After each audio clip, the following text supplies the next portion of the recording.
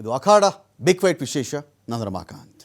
ನೇತ್ರಾವತಿ ನದಿ ತೀರದಲ್ಲಿ ಹೂತಿರಬಹುದಾದ ಅನಾಥ ಶವಗಳು ಅಥವಾ ಕೊಲೆಯಾದಂಥ ಶವಗಳಿಗೂ ಸಂಬಂಧಪಟ್ಟಂತೆ ರಾಜ್ಯಾದ್ಯಂತ ಅಲ್ಲ ದೇಶಾದ್ಯಂತನೇ ಒಂದು ಕುತೂಹಲ ಇದೆ. ಕಾರಣ ಇದರಲ್ಲಿ ದೂರುದಾರ ಹೇಳಿರ್ತಕ್ಕಂಥ ವಿಚಾರಗಳು. ದೂರುದಾರನ ಪೂರ್ತಿ ನಂಬಣವಾ ಅಥವಾ ಅವನನ್ನು ಪೂರ್ತಿ ನಂಬಬಾರದಾ ಅಥವಾ ಆ ಭಾಗದವರ ಮಾತನ್ನು ಕೇಳಬೇಕಾ? ಇಂತಹ ಜಿಜ್ಞಾಸೆಗಳ ನಡುವೆ ಇದೆಲ್ಲವನ್ನೂ ಪಕ್ಕಕ್ಕಿಟ್ಟು ತನಿಖೆ ಏನು ಮಾಡ್ತಾ ಇದೆ, ತನಿಖೆ ಏನು ಹೇಳ್ತಾ ಇದೆ, ಆ ಭಾಗದ ದಾಖಲೆಗಳು ಏನು ಹೇಳ್ತಾ ಇದೆ, ಪೊಲೀಸ್ ರೆಕಾರ್ಡ್ಸ್ ಆಗಲಿ ಅಥವಾ ಗ್ರಾಮ ಪಂಚಾಯಿತಿ ಭಾಗದ ದಾಖಲೆಗಳಾಗಲಿ, ಪೋಸ್ಟ್ ಮಾರ್ಟಮ್ನ ದಾಖಲೆಗಳಾಗಲಿ ಅಥವಾ ಫೊರೆನ್ಸಿಕ್ ಈ ಯಾವ ವಿಚಾರಕ್ಕೆ ಸಂಬಂಧಪಟ್ಟಂಥ ದಾಖಲೆಗಳು ಹೇಳುವ ಮಾತುಗಳಿಗೆ ಮುಂದಿನ ದಿನಗಳಲ್ಲಿ ವ್ಯಾಲ್ಯೂ ಇರುವುದು. ಇದರ ಆಚೆಗಿನ ಪರ ವಿರೋಧ ತಟಸ್ಥ, ಆ ಕಡೆಗೆ ಅದು ಹಾಗಾಗಿರಲ್ಲ ಅದು ಹೀಗಾಗಿರಲ್ಲ ಎನ್ನುವ ಊಹಾಪೋಹದ ಮಾತುಗಳಿಗೆ ಇತಿಹಾಸದಲ್ಲಿ ಜಾಗ ಇರಲಾರದು. ಯಾವತ್ತೂ ಅಷ್ಟೇ ಏನೇ ಒಂದು ತನಿಖೆ ಆದಾಗ ಆ ತನಿಖೆ ರಿಪೋರ್ಟನ್ನು ಮಾತ್ರ ಕಾನೂನು ಮಾನ್ಯ ಮಾಡೋದು. ತನಿಖೆಯಲ್ಲಿ ಸಾಕ್ಷಿ ಇದೆಯಾ ಬನ್ನಿ, ಸಾಕ್ಷಿ ಇಲ್ವಾ ಖುಲಾಸೆ, ಫಿನಿಶ್, ಮುಗಿದೋಯ್ತು. ಯಾರೆಷ್ಟೇ ಮಾತಾಡಿರಲಿ, ಎಷ್ಟೇ ಕೂಗಾಡಿರಲಿ, ಕಿರುಚಾಡಿರಲಿ, ತನಿಖೆಯಲ್ಲಿ ಸಾಕ್ಷಿಗಳಿತ್ತ ಸಾಕ್ಷಿಗಳ ಹೇಳಿಕೆ ಸತ್ಯಕ್ಕೆ ಮ್ಯಾಚ್ ಆಗ್ತಾ ಇದೆಯಾ, ಮುಗಿದೋಯ್ತು, ಅಲ್ಲಿಗೆ ಕೇಸ್ ನಿರ್ಧಾರ ಆಗಿಬಿಡುತ್ತೆ. ಇಲ್ಲಿ ಅನಾಥ ಶವಗಳನ್ನು ಈತ ಹೂತಿದ್ನ, ಬರೀ ಅನಾಥ ಶವಗಳನ್ನು ಮಾತ್ರ ಹೂಳುವುದಕ್ಕೆ ನಿಯೋಜನೆಯಾಗಿದ್ದಂಥ ವ್ಯಕ್ತಿ ಈ ದೂರುದಾರನ, ಅಥವಾ ಕೊಲೆಯಾದಂತಹ ಅನೇಕ ಅನಾಥ ಶವಗಳನ್ನು ಇವನು ದಫನ್ ಮಾಡಿದ್ದಾನ? ಯಾರಿಗೋ ಆ್ಯಸಿಡ್ ಹಾಕಿರಬಹುದು, ಯಾರಿಗೋ ಪೆಟ್ರೋಲ್ ಹಾಕಿರಬಹುದು, ಯಾರಿಗೋ ಕುತ್ತಿಗೆ ಹಿಸುಕಿರಬಹುದು, ಯಾರನ್ನೋ ಅತ್ಯಾಚಾರ ಮಾಡಿರಬಹುದು ಎನ್ನುವ ವಿಚಾರಧಾರೆಗಳಿದೆಯಲ್ಲ ಇಡೀ ಪ್ರಕರಣದಲ್ಲಿ, ಇದೆಷ್ಟರ ಮಟ್ಟಿಗೆ ಸರಿ? ಈ ವಿಚಾರದಲ್ಲಿ ನೇತ್ರಾವತಿ ನದಿಯ ಪಕ್ಕದ ಒಂದು ಜಾಗ ನಮಗೆ ಗೊತ್ತಿರುವ ಮಾಹಿತಿ ಪ್ರಕಾರ ಅರಣ್ಯ ಭೂಮಿ ಅದು ಅಂತ. ಅರಣ್ಯ ಭೂಮಿಯಲ್ಲಿ ಅನಾಥ ಶವಗಳನ್ನು ಹೂಡಲಾಗ್ತಾ ಇತ್ತು. ಏನಾಗಿದೆ ನಿಮಗಿಲ್ಲಿ ಈ 1ನೇ ಗುಂಡಿ 2ನೇ ಗುಂಡಿ 3ನೇ ಗುಂಡಿ ವಿಚಾರ ಬೇರೆ, 6ನೇ ಗುಂಡಿ ವಿಚಾರವೇ ಬೇರೆ. ಅಲ್ಲಿ ಆ ಒಂದು ಬುರುಡೆ ಸಿಕ್ಕಾಗ ಸರ್ವೇ ಸಾಮಾನ್ಯ ರೀ, ಅದು ಕಾಮನ್ ರೀ, ಅದು ಅಲ್ಲಿ ಇದ್ದಿದ್ದು ನಿಜ ರೀ, ಅಲ್ಲೇ ಪೋಸ್ಟ್ ಮಾರ್ಟಮ್ ಮಾಡಿದ್ರು, ಅಲ್ಲೇ ಅನಾಥ ಶವಗಳನ್ನು ಹೂತಾಕಿದ್ದಾರೆ, ಇದು ಯಾವ ದೊಡ್ಡ ವಿಷಯ ಅಂತ ಮಾತಾಡ್ತಾ ಇದ್ದೀರಿ ಎನ್ನುವ ವಾದ ಸರಣಿ ಶುರುವಾದ ಮೇಲೆ ಈ ಪ್ರಕರಣ ಇನ್ನೊಂದು ಮಗ್ಗಲನ್ನು ಅಲ್ಲಿ ಬದಲಾಯಿಸಿತು. ಹಾಗಾದರೆ ನಡೆದಿರೋದೇನು? ದಿಕ್ಕಿಲ್ಲದ ಶವಗಳು ನೇತ್ರಾವತಿ ನದಿ ತೀರದ ಅರಣ್ಯ ಭೂಮಿಯಲ್ಲಿ ಮಣ್ಣಾದವ. ಗ್ರಾಮ ಪಂಚಾಯಿತಿ ಬಳಿ ಒಂದು ಲೆಕ್ಕ ಇರಬೇಕು, ಪೊಲೀಸ್ ಠಾಣೆ ಬಳಿಯಲ್ಲಿ ಒಂದು ಲೆಕ್ಕ ಇರಬೇಕು.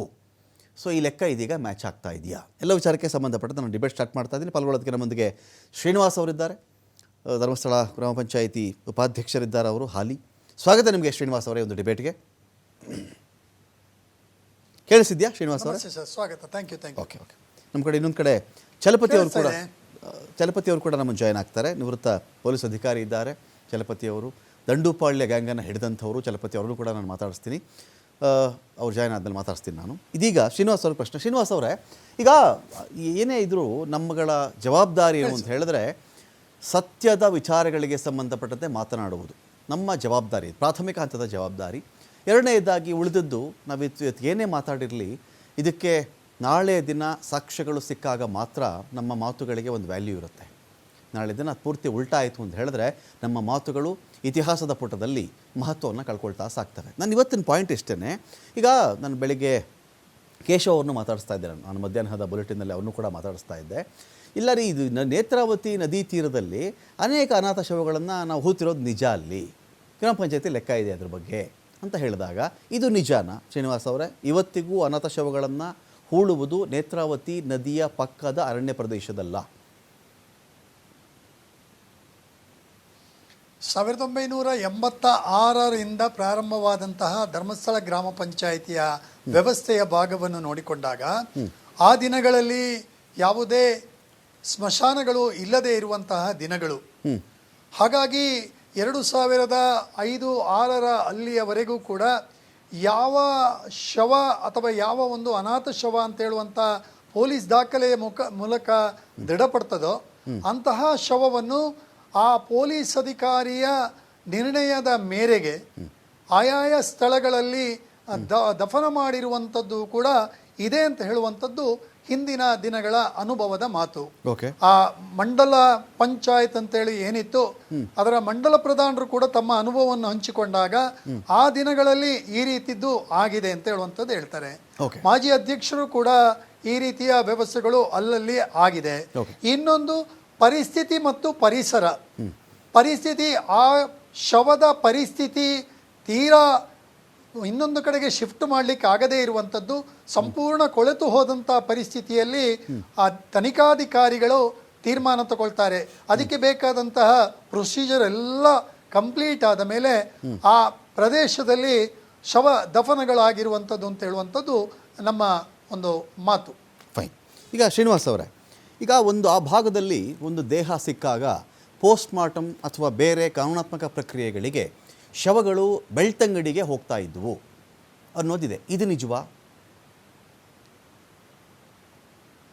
ಖಂಡಿತವಾಗಿ ಆ ಶವ ಸಿಕ್ಕಾಗ ಆ ಶವದ ಪರಿಸ್ಥಿತಿಯ ಮೇಲೆ ಶವದ ಎಲ್ಲ ಅವಯವಗಳು ಕೂಡ ಶಿಫ್ಟ್ ಮಾಡಲಿಕ್ಕೆ ಯೋಗ್ಯ ಅಂತ ಹೇಳುವಂತಹ ಅಧಿಕಾರಿಗಳ, ಪೊಲೀಸ್ನವರ ಮತ್ತು ಹೆಲ್ತ್ ಡಿಪಾರ್ಟ್ಮೆಂಟಿನ ತೀರ್ಮಾನದ ಮೇಲೆ ಅದನ್ನು ಬೆಳ್ತಂಗಡಿಯ ಪ್ರೈಮರಿ ಹೆಲ್ತ್ ಸೆಂಟರ್ಗೆ ತಗೊಂಡು ಹೋಗ್ತಾ ಇದ್ರು.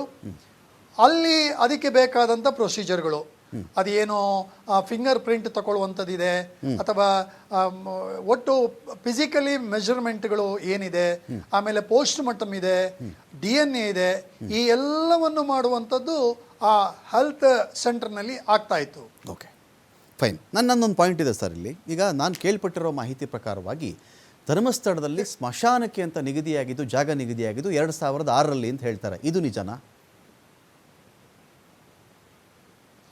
ಖಂಡಿತವಾಗಿ. ಓಕೆ.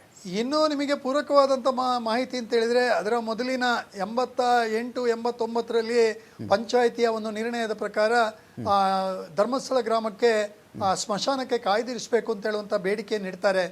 ಸರ್ಕಾರ ಮುಂದಿನ ದಿನಗಳಲ್ಲಿ ಆ ಒಂದು ಪ್ರಕ್ರಿಯೆಗಳನ್ನು ಮಾಡಿ 2005 ಈ ಒಂದು ಅವಕಾಶಗಳನ್ನು ಕೊಟ್ಟು ಸ್ಮಶಾನ ಮಾರ್ಪಡ್ತಿದೆ. ಫೈನ್. ಈಗ ಚೆನ್ನಾಗಿ ಆನ್ಸರ್ ಮಾಡ್ತಾ ಇದ್ದೀರಿ ಸರ್, ಥ್ಯಾಂಕ್ ಯು. ಅದಕ್ಕೆ ಇನ್ನೊಂದು ಕಡೆ ನಾನು ಮುಂದುವರೆದು ಕೇಳ್ತಾ ಇದ್ದೀನಿ. ಸಪೋಸು 1978ಕ್ಕೆ ಮುಂಚೆನೋ 88ಕ್ಕೆ ಮುಂಚೆನೋ 2005 ಮುಂಚೆನೋ ಆ ಧರ್ಮಸ್ಥಳ ಗ್ರಾಮದ ಭಾಗದಲ್ಲಿ ಮನುಷ್ಯರು ಸತ್ತರೆ ಪರಿಚಿತರಾದರೂ ಸಾಯಲಿ, ಅಪರಿಚಿತರಾದರೂ ಸಾಯಲಿ, ಸಂಬಂಧಿಕರಾದರೂ ಸಾಯಲಿ, ಸ್ನೇಹಿತರಾದರೂ ಸಾಯಲಿ, ಈ ಸತ್ತವರನ್ನು ಅವರವ್ರ ಜಮೀನಲ್ಲಿ ಹಾಕ್ಕೊಳ್ತಾ ಇದ್ರಾ, ಜಮೀನಲ್ಲಿ ಸಂಸ್ಕಾರ ಮಾಡ್ತಾ ಇದ್ರಾ ಅವತ್ತಿಗೆ, ಅಥವಾ ಸುಡ್ತಾ ಇದ್ರಾ? ಇದು ಹೇಗೆ ಸರ್, ಆ ಕಡೆ ಪದ್ಧತಿ ಹೇಗೆ? ಇಲ್ಲಿ ಏನಾಗಿತ್ತು ಅಂತ ಹೇಳಿದರೆ, ದೊಡ್ಡ ಜಮೀನುದಾರಗಳಿಗೆ 5 ಎಕರೆ 6 ಎಕರೆ ಇರುವಾಗ ಅವರವರ ಒಂದು ವ್ಯವಸ್ಥೆಗೆ ಪೂರಕವಾಗಿ ಅಥವಾ ಅವರ ಅನುಕೂಲಕ್ಕೆ ಪೂರಕವಾಗಿ ಅವರವರ ಖಾಸಗಿ ಸ್ಥಳದಲ್ಲಿ ಹಾಕ್ಕೊಳ್ತಾ ಇದ್ರು.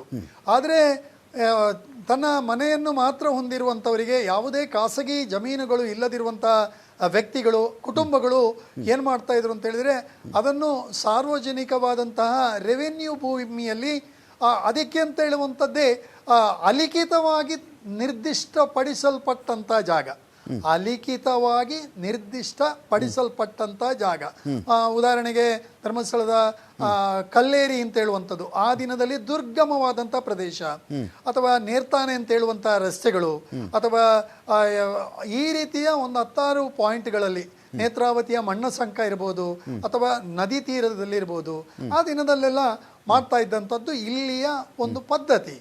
ಓಕೆ, ನನ್ನ ಪಾಯಿಂಟ್, ಈಗ ನೀವು ರೆವಿನ್ಯೂ ಭೂಮಿ ಅಂತ ಒಂದು ಶಬ್ದ ಬಳಸಿದ್ರೆ ಶ್ರೀನಿವಾಸ್ ಅವರೇ, ನಾನು ರೆವಿನ್ಯೂ ಭೂಮಿಗೆ ಸಂಬಂಧಪಟ್ಟರೆ ಮಾತಾಡ್ತೀನಿ. ಈಗ ರೆವಿನ್ಯೂ ಭೂಮಿ ಈಗ ಬೆಂಗಳೂರು ಗ್ರಾಮಾಂತರ ಭಾಗದಲ್ಲೋ, ಮೈಸೂರು ಭಾಗದಲ್ಲೋ, ಚಾಮರಾಜನಗರ ಭಾಗದಲ್ಲೋ, ಆ ಕಡೆ ಕಬಿನಿ ಭಾಗದಲ್ಲೋ ಯಾರೋ ಸತ್ರು, ಒಂದು ಸ್ಮಶಾನ ಕೂಡ ನಿಗದಿಯಾಗಿಲ್ಲ ಅಂತ ಆ ಬಾಡಿ ತಗೊಂಡು ಹೋಗಿ ಬಂಡೀಪುರ ಅರಣ್ಯದಲ್ಲಿ ಹೂಳಕ್ಕಾಗಲ್ಲ, ನಾಗರಹೊಳೆ ಅರಣ್ಯದಲ್ಲಿ ಹೂಳಕ್ಕಾಗಲ್ಲ, ಅರಣ್ಯ ಭೂಮಿ ಅದು. ಈ ಕಡೆ ಒಂದು ಬನ್ನೇರುಘಟ್ಟ ಉದ್ಯಾನವನ ಇದೆ, ಬನ್ನೇರುಘಟ್ಟ ಕಾಡಿದೆ, ಅಲ್ಲಿ ಹೂಳಕ್ಕೆ ಆಗಲ್ಲ, ಕಾರಣ ಅದು ಅರಣ್ಯ ಭೂಮಿ. ರೆವಿನ್ಯೂ ಕಂದಾಯ ಭೂಮಿಯಲ್ಲಿ ಒಂದು ವ್ಯಕ್ತಿಯನ್ನು ನಾವು ಹೂಳುವುದು ಬೇರೆ, ಅರಣ್ಯ ಭೂಮಿಯಲ್ಲಿ ನಾವು ಹೂಳಬೇಕಾದ್ರೆ ಅರಣ್ಯ ಇಲಾಖೆ ಅನುಮತಿ ಇರಬೇಕು. ಇಲ್ಲಿ ಎಲ್ಲಿಯಾದರೂ ನೀವು ರೆವಿನ್ಯೂ ಭೂಮಿ ಅಲ್ಲದೆ ಧರ್ಮಸ್ಥಳ ಭಾಗದಲ್ಲಿ ಅರಣ್ಯ ಭೂಮಿಯಲ್ಲಿ ಶವಗಳನ್ನು, ಅದು ಪರಿಚಿತ ಶವ ಆದರೂ ಆಗಿರಲಿ, ಅಪರಿಚಿತ ಶವ ಆದರೂ ಆಗಿರಲಿ, ಹೂತಿದ್ದೀರಾ? ನಾನು ಇನ್ನೊಂದು ನಿಮಗೆ ಬಹಳ ಸ್ಪಷ್ಟವಾಗಿ ಹೇಳ್ತಾ ಇದ್ದೇನೆ, ಇಲ್ಲಿ ಹೆಣವನ್ನು ಹೂಳುವಂಥ ವ್ಯವಸ್ಥೆಗಳು ಇಲ್ಲ. ಇಲ್ಲಿಯ ಸಂಪ್ರದಾಯದ ಪ್ರಕಾರ ಎಲ್ಲವೂ ದಹನ ಕ್ರಿಯೆ ಅಂತ ಹೇಳಿದ್ರೆ ಸುಟ್ಟು ಹಾಕುವಂಥದ್ದೇ ಇಲ್ಲಿ ಇರುವಂಥ ಪದ್ಧತಿ. ಹಾಗಾಗಿ ಆ ದಿನಗಳಲ್ಲಿ ಎಲ್ಲಿ ಈ ರೀತಿಯ ಮೀಸಲಿರುವಂಥ ಸ್ಥಳಗಳು ಅಂತೇಳಿ ಏನು ಗುರುತು ಮಾಡಲ್ಪಟ್ಟಿತ್ತೋ ಅಂತಹ ಸ್ಥಳಗಳಲ್ಲಿ ಆಗ್ತಿತ್ತು, ಬಿಟ್ಟರೆ ಯಾವುದೋ ಒಂದು ಖಾಸಗಿಯವನ ಜಮೀನಿನಲ್ಲಿ ಅಥವಾ ಒಬ್ಬನ ಬೇರೆ ಜಮೀನಿನಲ್ಲಿ ಮಾಡಲಿಕ್ಕೆ ಯಾರೂ ಅವಕಾಶವನ್ನು ಕೊಡುವುದಿಲ್ಲ. ಹಾಗಿರುವಾಗ ವ್ಯವಸ್ಥೆಯ ಭಾಗವಾಗಿ ಆ ದಿನ ಅರಣ್ಯ ಇಲಾಖೆ ಶ್ರೀನಿವಾಸ್ ಅವರೇ, ಅರಣ್ಯ ಇಲಾಖೆ ಇಲ್ಲದಿರುವಂತಹ ಅರಣ್ಯ ಅಲ್ಲಿ ಹೂತಿದ್ದು ನಿಜಾನ, ಹೂತಿಲ್ವಾ? ಅಲ್ಲ, ಹೂತಿರುವಂಥದ್ದಲ್ಲ ನಾನು ಹೇಳುವಂಥದ್ದು. ಹೂತಿರುವಂಥದ್ದು ಅನಾಥ ಶವವನ್ನು ಮಾತ್ರ.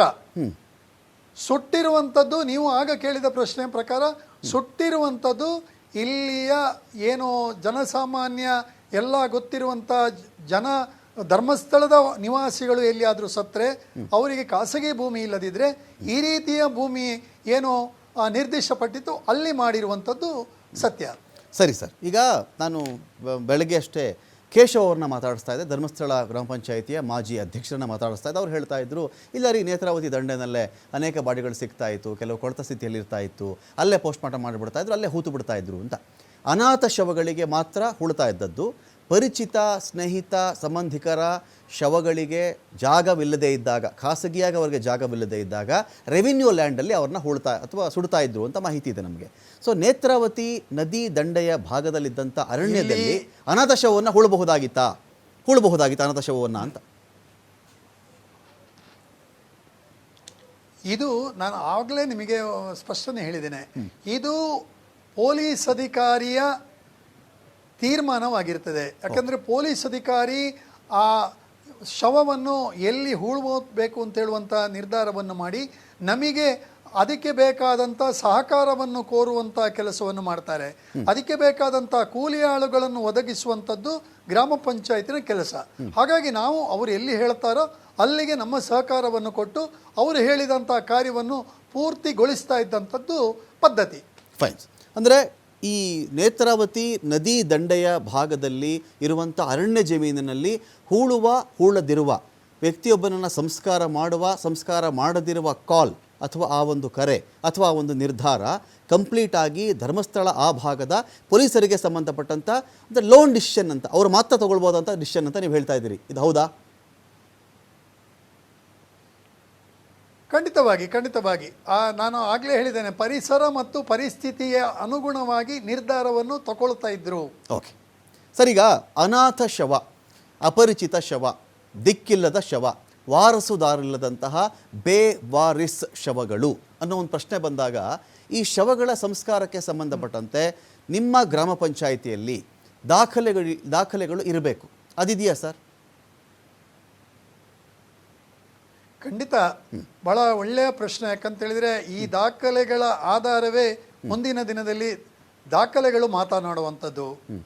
1986-87ರಿಂದ ಗ್ರಾಮ ಪಂಚಾಯತ್ ರಾಜ್ ವ್ಯವಸ್ಥೆ ಪ್ರಾರಂಭ ಆಗಿದ್ದಲ್ಲಿಂದ 2025ರವರೆಗೂ ಕೂಡ ಅನಾಥ ಶವ ಅಂತ ಹೇಳುವಂತಹ UDR ಪೊಲೀಸಿನ ಕೋರಿಕೆಯ ಮೇಲೆ ಏನೆಲ್ಲ ಶವ ದಫನಗಳಾಗಿದೆಯೋ ಅದರ ಎಲ್ಲ ದಾಖಲೆಗಳು ಕೂಡ ಗ್ರಾಮ ಪಂಚಾಯತಿನಲ್ಲಿ ಇದೆ ಸರ್. ನಿಮ್ಮ ದಾಖಲೆ ಅಂದರೆ ಸರ್, ಈಗ ನಾನು ಮಾಹಿತಿ ಕೇಳ್ತಾ ಇದ್ದೀನಿ, ಯಾಕಂದರೆ ಇದು ಇಂಥ ಒಂದು ಕಾರ್ಯಕ್ರಮ ಬರೀ ಏನೋ ಒಂದು ಚರ್ಚೆ, ಒಂದು ಮಾತುಕತೆ, ಒಂದು ಹರಟೆ ಅಲ್ಲ ಸರ್. ಇದು ಒಂದು ಮಾಹಿತಿ ಕಾರಣದಿಂದ ಕೂಡ ಬಹಳ ಇಂಪಾರ್ಟೆಂಟ್ ಆಗುತ್ತೆ. ಒಂದು ಗ್ರಾಮ ಪಂಚಾಯಿತಿಯ ದಾಖಲೆಯಲ್ಲಿ ಒಂದು ಅನಾಥ ಶವ ಸತ್ತು ಹೋಯಿತು, ಅನಾಥವಾಗಿರ್ತಕ್ಕಂಥ ಒಂದು ಹಣ ಸಿಕ್ಕಿದೆ ಅಂತ ಬಂದಾಗ ನೀವು ನಮೂದು ಮಾಡ್ಕೊಳ್ಳೋಂಥ ಅಂಶಗಳೇನು? ಅನಾಥ ಶವಕ್ಕೆ ಸಂಬಂಧಪಟ್ಟಂತೆ ಏನೇನು ನೀವು ಮೆನ್ಷನ್ ಮಾಡ್ಕೋತೀರಾ ರೆಕಾರ್ಡ್ಸಲ್ಲಿ ಅಂತ? ಮುಖ್ಯವಾಗಿ ಆ ಪೊಲೀಸ್ ಇಲಾಖೆಯಿಂದ ಒಂದು ವಿನಂತಿ ಬರ್ತದೆ. ಇಂತಹ ಅನಾಥ ಶವ, ಇಂಥ UDRನ ನಂಬರ್ ಇರುವಂಥ ಅನಾಥ ಶವ, ಅದರ ದಫನದ ಕಾರ್ಯವನ್ನು ಪಂಚಾಯತಿನಿಂದ ಕ್ರಮ ಕೈಗೊಳ್ಳುವರೆ ವಿನಂತಿಸಲಾಗಿದೆ ಅಂತ ಹೇಳುವಂಥದ್ದು ಠಾಣಾಧಿಕಾರಿ ನಮಗೆ ಮಾಹಿತಿಯನ್ನು ಕೊಡ್ತಾರೆ, ಲೆಟ್ರ್ ಕೊಡ್ತಾರೆ. ಅದರಲ್ಲಿ ಅವರ ಸೀಲು, ಸೈನು, ದಿನಾಂಕಗಳು ಎಲ್ಲವೂ ಇದೆ. ಅದಾದ ಬಳಿಕ ನಾವು ಅದನ್ನು ದಾಖಲೀಕರಣ ಮಾಡಿಕೊಂಡು ನಮ್ಮ ಸ್ಥಳೀಯ ಕೂಲಿಯಾಳುಗಳನ್ನು, ಆ ಸಾಂದರ್ಭಿಕ ಕೂಲಿಯಾಳುಗಳು, ಅದಕ್ಕಂತಲೇ ಇಲ್ಲಿ ಪರ್ಟಿಕ್ಯುಲರ್ ಆಗಿ ಯಾವುದೇ ಕೂಲಿಯಾಳುಗಳನ್ನು ಇಟ್ಟುಕೊಳ್ಳುವ ವ್ಯವಸ್ಥೆ ಇಲ್ಲ, ಅವರನ್ನು ಉಪಯೋಗಿಸಿಕೊಂಡು ಪಂಚಾಯಿತಿಯ ಒಬ್ಬ ಸಿಬ್ಬಂದಿ ಅವರನ್ನು ಕರ್ಕೊಂಡು ಹೋಗ್ತಾರೆ. ಕರ್ಕೊಂಡು ಹೋಗಿ ಪೊಲೀಸರ ಸಂಪರ್ಕಕ್ಕೆ ನಾವು ಹೋಗ್ತೇವೆ. ಪೊಲೀಸರವರು ಆ ಶವವನ್ನು ತಗೊಂಡು ಬಂದು ಅವರು ಹೇಳಿದಂತಹ ಜಾಗದಲ್ಲಿ ನಮ್ಮ ಕೂಲಿಯಾಳುಗಳು ಅದಕ್ಕೆ ಬೇಕಾದಂಥ ಅವರು ಹೇಳಿದಂಥ ಮಾಪನದಲ್ಲಿ ಗುಂಡಿಯನ್ನು ತೆಗಿತಾರೆ. ಗುಂಡಿಯನ್ನು ತೆಗೆದಾಗ ಮತ್ತೆ ಅಲ್ಲಿ ಫೋಟೋ ತೆಗಿತಾರೆ, ಶವದ ಫೋಟೋ ತೆಗಿತಾರೆ. ಅದಾದ ಮೇಲೆ ಮಣ್ಣು ಮುಚ್ಚಿದ ಮೇಲೆ ಪೊಲೀಸ್ ಇರುವಂಥ ಜೊತೆಗಿರುವಂಥ ಫೋಟೋವನ್ನು ತೆಗಿತಾರೆ. ಈ ತೆಗೆದಾದ ಮೇಲೆ ಕೂಲಿ ಆಳುಗಳಿಗೆ ಪೇಮೆಂಟ್ ಆಗ್ತದೆ ಅಂತೇಳಿದರೆ ಅವರ ಆ ಶ್ರಮಕ್ಕೆ ನಿರ್ದಿಷ್ಟವಾದಂಥ ಮತ್ತು ಗೌರವಯುತವಾದಂಥ ಪೇಮೆಂಟ್ ಮಾಡ್ತೇವೆ. ಆ ಪೇಮೆಂಟ್ ಆಗುವಂಥದ್ದು ಅವರ ಹಸ್ತಾಕ್ಷರ, PDOರವರ ಹಸ್ತಾಕ್ಷರ, ಅಧ್ಯಕ್ಷರ ಹಸ್ತಾಕ್ಷರದ ಮೂಲಕ ಈ ದಾಖಲೆಗಳು ಆಗ್ತದೆ. ಈ ರೀತಿಯ ದಾಖಲೆಗಳು ತಿಂಗಳಿನ ಸಾಮಾನ್ಯ ಸಭೆಯ ಹಾಜರಿರುವಂಥ ಎಲ್ಲ ಸದಸ್ಯರ ಗಮನಕ್ಕೆ ಕೊಡ್ತೇವೆ. ಅದಾದ ಮೇಲೆ ವಾರ್ಷಿಕವಾದಂಥ ಆಡಿಟ್ನಲ್ಲಿ ಇದೆಲ್ಲವೂ ಮರುಪರಿಷ್ಕರಣೆ ಆಗ್ತದೆ. ಎಲ್ಲವನ್ನು ನೋಡಿಕೊಂಡು ಏನು UDRನ ರಿಕ್ವೆಸ್ಟ್ ಲೆಟರು, ಪಂಚಾಯತಿನಿಂದ ಅದಕ್ಕೆ ಕೊಟ್ಟಂತಹ ಮೊಬಲಗು, ಆ ಎಲ್ಲ ಲೆಕ್ಕಾಚಾರಗಳು ಕೂಡ ಆಡಿಟ್ ಆಗ್ತದೆ ಸರ್. ಇಷ್ಟು ದಾಖಲೆಗಳು ಗ್ರಾಮ ಪಂಚಾಯತಿನಲ್ಲಿ ಇದೆ. ಡೆಡ್ ಬಾಡಿಯ ಫೋಟೋ, ಮುಖಚಹರೆ, ಮೇಲಿದ್ದಂಥ ಗುರುತುಗಳು, ಒಡವೆ, ಅಚ್ಚೆ ಗುರುತು, ಇವ್ಯಾವಾದರೂ ಗ್ರಾಮ ಪಂಚಾಯತಿ ಬಳಿಯಲ್ಲಿ ಇರಬಹುದಾದ ದಾಖಲೆಗಳಾಯಿತು. ಇದ್ಯಾವುದಾದ್ರು ಇರುತ್ತಾ ನಿಮ್ಮ ಬಳಿಯಲ್ಲಿ? ಸರ್, ಇದು ಕಂಪ್ಲೀಟ್ ಪ್ಯೂರ್ಲಿ ಪೊಲೀಸ್ ಇಲಾಖೆಗೆ ಸಂಬಂಧಪಟ್ಟಂಥ ವಿಷಯ. ಯಾಕಂತೇಳಿದರೆ ನಮಗೆ ಅದು ಅನಾಥ ಶವ ಆಗಿ ಎಲ್ಲ ಪ್ರಕ್ರಿಯೆಗಳು ಪೋಸ್ಟ್ಮಾರ್ಟಮು ಅಥವಾ ಏನೇನು ಪ್ರಕ್ರಿಯೆಗಳಾಗಿ ಆಸ್ಪತ್ರೆಯಲ್ಲಿ ಪ್ಯಾಕ್ ಆದ ಮೇಲೆ ಬರುವಂಥ ಶವ. ಈ ಯಾವ ದಾಖಲೆಗಳು ಅಥವಾ ಯಾವ ವಸ್ತುಗಳು ಕೂಡ ಗ್ರಾಮ ಪಂಚಾಯಿತಿಯ ಗಮನಕ್ಕೂ ಬರುವುದಿಲ್ಲ, ನಮ್ಮ ದಾಖಲೀಕರಣದಲ್ಲಿ ಇರುವುದಿಲ್ಲ, ನಮಗೆ ಅದರ ಆಸಕ್ತಿಯೂ ಇಲ್ಲ. ಓಕೆ, ನಾನು ಮತ್ತೆ ಅಖಾಡ ಬಿಗ್ ಫೈಟ್ ವಿಶೇಷ ನಾನು ಮತ್ತೆ ಮುಂದುವರಿಸ್ತಾ ಇದ್ದೀನಿ. ಚಲಪತಿ ಅವರು ನಮ್ಮ ಜಾಯ್ನ್ ಆಗಿದ್ದಾರೆ, ನಿವೃತ್ತ ಪೊಲೀಸ್ ಅಧಿಕಾರಿ. ಸ್ವಾಗತ ಚಲಪತಿ ಸರ್ ತಮಗೆ ಒಂದು ಡಿಬೇಟ್ಗೆ. ನಮಸ್ತೆ ಚಲಪತಿ ಸರ್, ನಾನು ಆಗಲೇ ಧರ್ಮಸ್ಥಳ ಗ್ರಾಮ ಪಂಚಾಯಿತಿಯ ಉಪಾಧ್ಯಕ್ಷರನ್ನ ಮಾತನಾಡಿಸ್ತಾ ಇದ್ದೆ, ಶ್ರೀನಿವಾಸ್ ಅಂತ ಹೇಳಿ. ಬಹಳ ವಿಚಾರಗಳ ಬಗ್ಗೆ ಅವರು ಮಾತನಾಡ್ತಾ ಬಂದರು. ಅದರ ಸಾರಾಂಶ ಅಂತ ಬಂದಾಗ ಧರ್ಮಸ್ಥಳ ಗ್ರಾಮ ಪಂಚಾಯಿತಿ ವ್ಯಾಪ್ತಿಯ ಅಪರಿಚಿತ ಶವಗಳ ದಫನ್ ಕ್ರಿಯೆ ವಿಚಾರಕ್ಕೆ ಸಂಬಂಧಪಟ್ಟಂತೆ ಆ ಭಾಗದಲ್ಲಿ ಜಮೀನಿದ್ದವರು ಅವರವರ ಜಮೀನಲ್ಲೇ ಸಂಸ್ಕಾರ ಮಾಡ್ಕೊಳ್ತಾ ಇದ್ರು ಅಥವಾ ಸುಡ್ತಾ ಇದ್ರು. ಜಮೀನು ಇಲ್ದವರು ಅಂತ ಬಂದಾಗ ಕೆಲವು ಅಲಿಖಿತ ಕಂದಾಯ ಭೂಮಿಗಳಲ್ಲಿ ಅವರ ಅಂತ್ಯಕ್ರಿಯೆ ನೆರವೇರ್ತಾ ಇತ್ತು ಸುಡುವ ಮೂಲಕ ಅಂತ ಬಂದಾಗ ಧರ್ಮಸ್ಥಳ ಗ್ರಾಮ ಪಂಚಾಯಿತಿಯು ಇದರಲ್ಲಿ ಯಾವುದೇ ರೀತಿ ತಲೆ ಹಾಕ್ತಾ ಇರಲಿಲ್ಲ. ಅಂದರೆ ಕೆಲವು ದಾಖಲೆಗಳು ಇಟ್ಕೊಳ್ತಾ ಇದ್ವಿ, ನಮಗೊಂದು ಕೋರಿಕೆ ಬರ್ತಾ ಇತ್ತು. ಆದರೆ ಆ ಅನಾಥ ಶವದ ಸಂಸ್ಕಾರದ ವಿಚಾರ ಇತ್ತಲ್ಲ, ದಫನ್ ಮಾಡುವಂಥ ವಿಚಾರ, ಪರಿಸ್ಥಿತಿ ಮತ್ತು ಪರಿಸರದ ಆಧಾರದ ಮೇರೆಗೆ ಪೊಲೀಸ್ ಅವರದ್ದೇ ಅಂತಿಮ ಕಾಲ ಆಗಿರ್ತಾ ಇತ್ತು. ಪೊಲೀಸರೇ ಫೈನಲ್ ಡಿಸಿಷನ್ ತಗೊಳ್ತಾ ಇದ್ರು ಎಲ್ಲಿ ಅನಾಥ ಶವವನ್ನು ದಫನ್ ಮಾಡಬೇಕು ಅಂತ ಹೇಳಿ. ನಾನು ಕೇಳ್ತೀನಿ, ನನಗಿರೋ ಮಾಹಿತಿ, ಯಾವುದೇ ಪೊಲೀಸ್ ಆಫೀಸರ್ ಆದರೂ ಕೂಡ ಈ ಥರ ಅನಾಥ ಶವಗಳನ್ನು ದಫನ್ ಮಾಡ್ತಾ ಇದ್ದದ್ದು ರೆವಿನ್ಯೂ ಭೂಮಿಯಲ್ಲೇ, ಅರಣ್ಯ ಭೂಮಿ, ನೇತ್ರಾವತಿಯ ಇಕ್ಕೆಲಗದ ಅರಣ್ಯ ಪ್ರದೇಶದಲ್ಲೇ ಈ ಥರ ನಾವು ದಫನ್ ಮಾಡ್ಕೊಂಡು ಹೋದರೆ ಇಡೀ ಇಕ್ಕೆಲದ ಅರಣ್ಯ ಪ್ರದೇಶಗಳ ಪೂರ್ತಿ ಸ್ಮಶಾನವಾಗಿ ಮಾರ್ಪಟ್ಟು ಬಿಡುತ್ತೆ. ಒಂದು ಅರಣ್ಯ ಭೂಮಿಯನ್ನು, ಈಗ ಇದೇ ನೇತ್ರಾವತಿ ನದಿ ನೀರು ಬೇರೆ ಜಿಲ್ಲೆಗಳಿಗೆ ಕುಡಿಯೋ ನೀರು ಕೊಡಿ ಅನ್ನೋ ಒಂದು ವಿಷಯ ಬಂದಾಗ ಪರಿಸರದಲ್ಲಿ ದೊಡ್ಡ ಚರ್ಚೆ ಇದೆ ಹೇಳ್ತು ಸರ್. ಅವತ್ತಿಗೆ ಇಲ್ಲ ನೇತ್ರಾವತಿ ನೀವು ಈ ಥರ ಮಾಡೋಕ್ಕೆ ಹೋದರೆ, ಕಾಲುವೆ ತೋಡ್ಲಿಕ್ಕೆ ಹೋದರೆ ಪರಿಸರ ಹಾಳಾಗುತ್ತೆ, ಅರಣ್ಯ ಹಾಳಾಗುತ್ತೆ, ಜೀವ ವೈವಿಧ್ಯತೆ ಹಾಳಾಗುತ್ತೆ ಅಂಥೇಳಿ. ಶವಗಳನ್ನ ಹೂಳ್ತಾ ಹೋದರೆ ವೈವಿಧ್ಯತೆ ಹಾಳಾಗಲ್ವಾ? ಹಾಗಾದರೆ ಪೊಲೀಸರೇ ಒಂದು ವೇಳೆ ಈ ಕೆಲಸವನ್ನು ಮಾಡಿದರೆ, ನೇತ್ರಾವತಿ ಇಕ್ಕೆಲದ ಅರಣ್ಯಗಳಲ್ಲಿ ಅವರು ಶವಗಳನ್ನು ಹೂತಿದ್ದೇ ಆಗಿದ್ರೆ ಫಸ್ಟ್ ಆರೋಪಿಗಳು ಪೊಲೀಸರೇ ಆಗಲ್ವಾ ಚಲಪತಿ ಅವರೇ? ತುಂಬಾ ಒಳ್ಳೆ ಪ್ರಶ್ನೆ.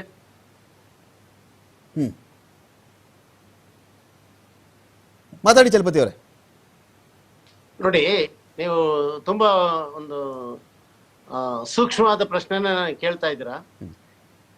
ಸಾಮಾನ್ಯವಾಗಿ ಪೊಲೀಸ್ನವರು ದಫನ್ ಮಾಡಿದ್ರೆ ಅಲ್ಲಿ ಒಂದು ಮಹಜರ್ ಮಾಡೇ ಮಾಡ್ತೀವಿ, ಅದಕ್ಕೆ ದಾಖಲೆ ಇರುತ್ತೆ. ಪಂಚಾಯತ್ಗಳ ಸಮ್ಮುಖದಲ್ಲೇ ನಾವು ದಫನ್ ಮಾಡೋದು. ಪಂಚಾಯತಿ ಎಲ್ಲ ದಫನ್ ಎಲ್ಲ ಮಾಡಿದ ಮೇಲೆ ಮತ್ತೆ ನಾವು ಅಲ್ಲೊಂದು ಮಹಜರ್ ಮಾಡ್ತೀವಿ, ಸ್ಪಾಟ್ ಐಡೆಂಟಿಫಿಕೇಶನ್ ಅಂತ ಮಾಡ್ತೀವಿ. ಅದು ರೆಕಾರ್ಡ್ ನಲ್ಲಿ ಸಿಗುತ್ತೆ, ಈಗಲೂ ಸಿಗುತ್ತೆ. ಚಲಪತಿ ಅವರೇ, ಪಂಚಾಯತಿಯವರ ಸಮಕ್ಷಮ ಮಾಡೋದು ಬೇರೆ, ಪಂಚಾಯತಿಯವರ ಅನುಮತಿ ಬೇರೆ. ಶ್ರೀನಿವಾಸ್ ಅವರು ಹೇಳಿದ್ದ ಮಾತುಗಳು ನಾನು ಸರಿಯಾಗಿ ಗ್ರಹಿಸಿಕೊಂಡಿದ್ರೆ ಒಂದು ಕೇಳ್ತಾ ಇದ್ದೀನಿ ಸರ್. ಡಿಸಿಷನ್ ಅವ್ರದ್ದೇ, ನಮ್ಮಲ್ಲಿ ದಾಖಲೆ ನಾವು ಬರ್ಕೊಂಡಿದ್ದೀವಿ, ದಾಖಲೆಗಳಿದೆ. ಈ ಫೋಟೋ ಇನ್ನೊಂದು ಮತ್ತೊಂದು ವಿವರಗಳಿದೆಯಲ್ಲ ಅದೆಲ್ಲ ಅವ್ರ ಬಳಿ ಇರುವಂಥ ವಿವರಗಳು ನಮ್ಮ ಸಮಕ್ಷಮ ಆಗಿದೆ, ಅನುಮತಿ ಆಗಿದೆ, ಕೂಲಿ ಆಳು ಕೊಟ್ಟಿದ್ದೀವಿ ಅವ್ರಿಗೆ ಇಂತಿಷ್ಟು ಮೊಬಲಗು ಅಂತ ಹೇಳಿ ಅವತ್ತಿಗಿನ ಕೂಲಿಗೆ ಸಂಬಂಧಪಟ್ಟಂತೆ ಗೌರವಯುತವಾಗಿ ಅವನಿಗೆ ನಾವು ಕೊಟ್ಟಿದ್ದೀವಿ. ಇಷ್ಟು ಬಿಟ್ಟರೆ ಜಾಗ ದಫನ್ನು ಇನ್ನೊಂದು ಮತ್ತೊಂದು ಪೂರ್ತಿಯಾಗಿ ಪೊಲೀಸರ ನಿರ್ಧಾರ ಅಂತಾರೆ. ಹೌದಾ?